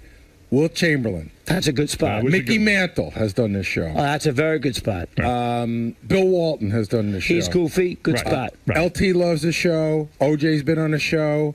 O.J. Simpson's been on the show? Before he David Wells. David Wells, big fan. David Wells loves David you. Wells Wells always loves came. What was the black guy with the one eye who used to be on the Jets? Oh, Wesley Walker. Wesley Walker used to do this show. How about from Roosevelt? You know who interned for us 6 months ago for a day? Antonio Pierce. Good guy. Good How guy. about the gay Antonio- giant, Sugar Bear? Good guy. Antonio. Was We had him my- on every Mondays in the football over at FAN. Antonio was my intern. Nice guy. There you go. Wife's in the business now. Absolutely. So he's had some sports guys on. We had some legendary people. Oh, on. They have to rise above their sport. I've had on, hold it. I'll tell you some more people. Pete Rose. That's right. That's right. I've had on Bill Romanowski. Almost every I've had- A lot of the disgraced guys guy. who've gotten themselves in some trouble. Right. I had Mark Messier on the show. that's a good John spot. Daly. I had the great, We had the the great Stanley one. Cup. Did you tell him what Yeah, we did to Gretzky the had Stanley Gretzky on. Cup? Gretzky on was on. Here? No, not No, the other one. On the other one. The other one. But what did we do to the Stanley Cup? We had it right We had a guy here. take a dump in it. Yes. I remember that. It's a great one. That's right. That's a history. That's Howard, a what does historic moment. Bill Romanowski play, and who did he play for? Romo, they used to call him Romo. He was a football player. For who? Lots of I teams. believe- That's a trick question. Okay, what teams does he have Super Bowl rings? Well, that's he's not going to know that. He- Let him take a guess on one team. Played for 3 big teams. Give me one of them. Shit. One team. You guys suck. Why are you challenging Romo played for the legendary, because everyone's a legendary. Famous team. You're embarrassing. Raiders. Thank you. You're embarrassing me. Mike Now, Piazza. wait a minute. Yeah, We've Piazza. had Mike Piazza. So you've had some We people. had Mike Piazza and the other gay guy, Simmons. We have Benny stop Agbayani it. on. I mean, Piazza's not gay. What's the matter? But we had the gay giant on, Roy Sugar Bear Simmons. You ever hear him? Well, you said you had a serious question He for fucked Chris Reese. Beasley, wanted to fuck Beasley Reese. All right, listen. Listen, no, I have a serious Check out. We I do had have that something I gay want. basketball player on. All right, yeah. You okay, say when quickly, what do you when want to they say? when they hired you in New York, I was always curious about this. And the guy said, "Look, even in the ad, you said wanted him to sound like a New York sports fan. Did a program director, general manager ever want you to pretend you were a Yankee fan? No, God, no. Never.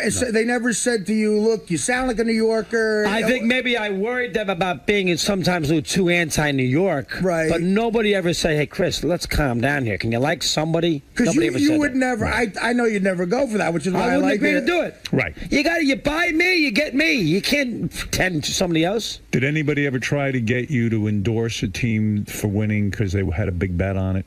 No, God, no. Nothing like that. You have to be careful. That's the reason why I shouldn't even tell you about the occasional gamble thing. Right. Because then people think if you're mad at that team for losing a game and you're a little rough on him, well, you're doing it. Well, he just lost money on him. Well, if that's the you're- way the gambler thinks. If you're up- If you're upfront about stuff, then Yeah, see, if you're upfront about it, then you exactly. Howard, something else that me and Russo have in common. Yeah. Is Bruce Springsteen. Oh, I love Bruce. Okay, Big so Bruce guy, I yes. wanted least favorite Springsteen song ever, and I have a reason why I think I know. Murder Incorporated. Worst ever? I don't like that. Your So Adam Raised a Cain. You don't like that song? No. All right. One of You my know these songs, Howard? Yes. One of my favorite. Do you really? One of I my was a disc jockey. Yeah, I do You know know this song. those songs. I don't know them.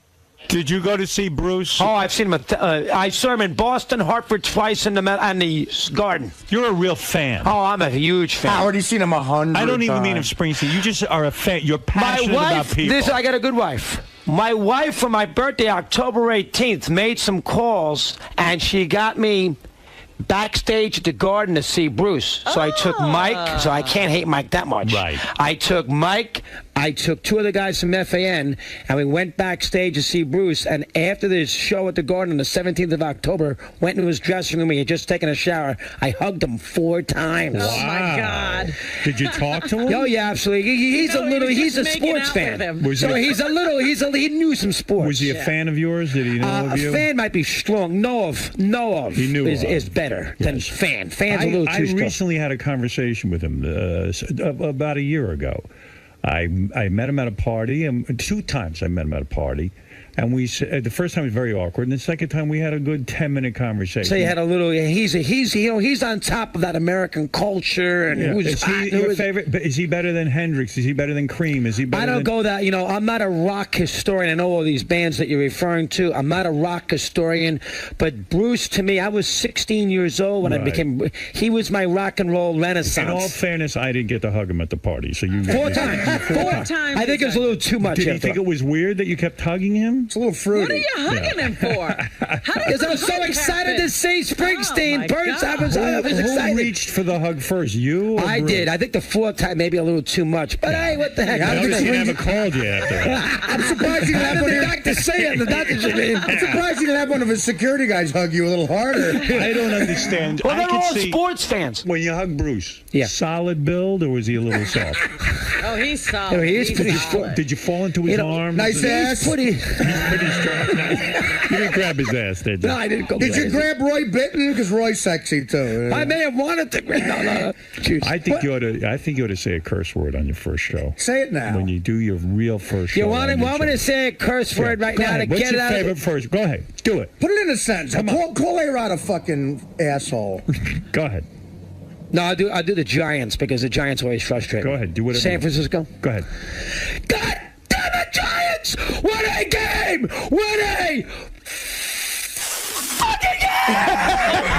Wow! Look at you. All right, working blue. You got it out of my system. But my wife heard that. Oh, jeez. Maybe she did. You're working blue.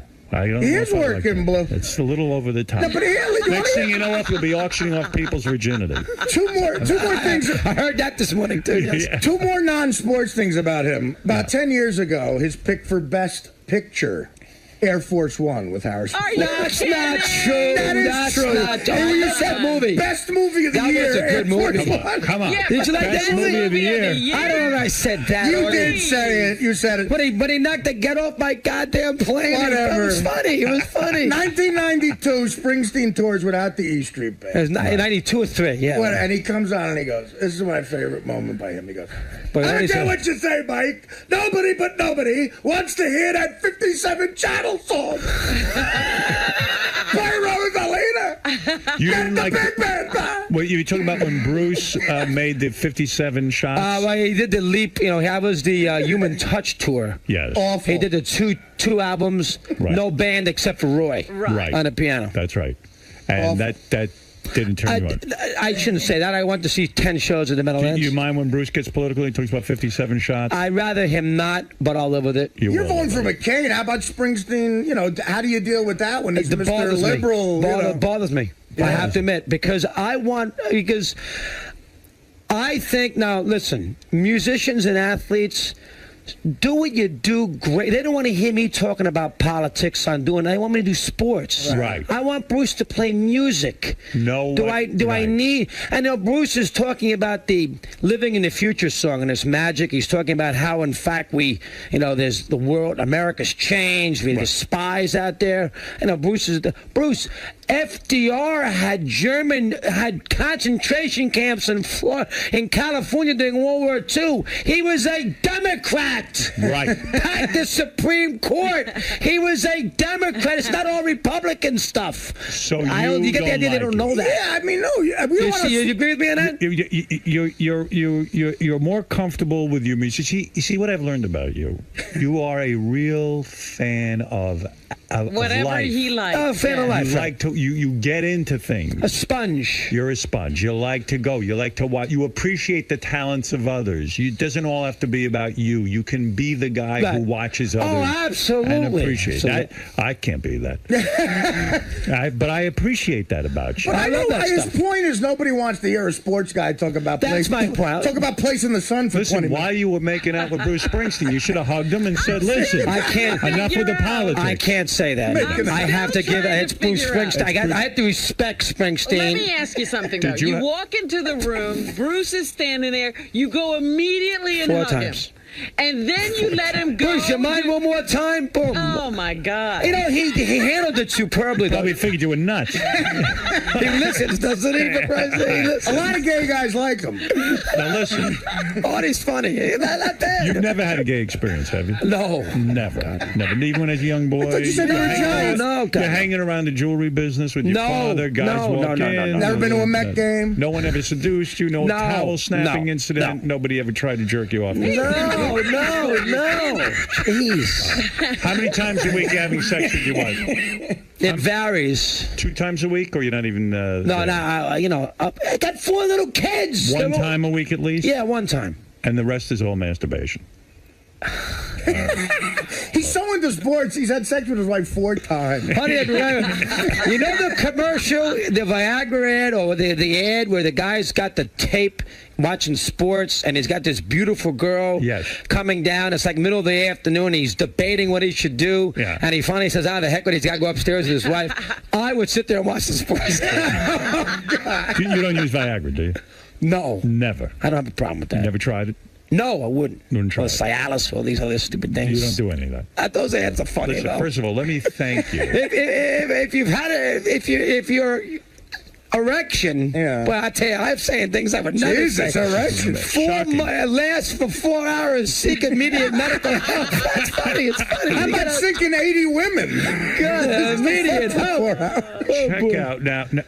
One last question. So when you get criticized in the newspaper, like sometimes I would read that guy in the Daily News, he'd be hard on. Well, you. Raceman's Mushnick post. Mushnick was You don't like anybody. So would that offend you? Would that affect you? Anybody is sensitive. Yeah. I don't care who. Call him? Did you ever say, hey, wouldn't listen, do that. He's allowed to do that. Hey, listen, I criticize him. He can criticize me. Right. I'll tell you. But if anybody denies the fact, who is in my position, that something like that doesn't bother you, nobody's that thick-skinned. Right. Once in a while, okay, but he does pound me a lot. What's the worst thing he ever said about you?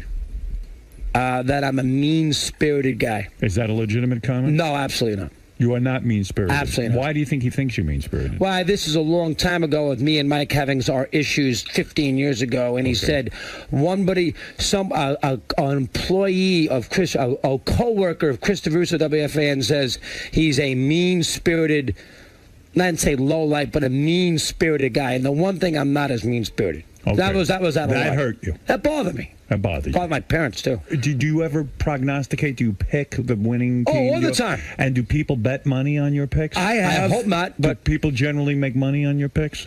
They probably would not. Howard, let me tell you something. You're looking at a guy. You've been wrong. God, yeah. He owes me about 50 G's, and I'll tell you what. The best part of your show, and this is why... You're going to miss it. Fridays at the picks. Oh, my God. So what they do is they get, not even the picks, it's like...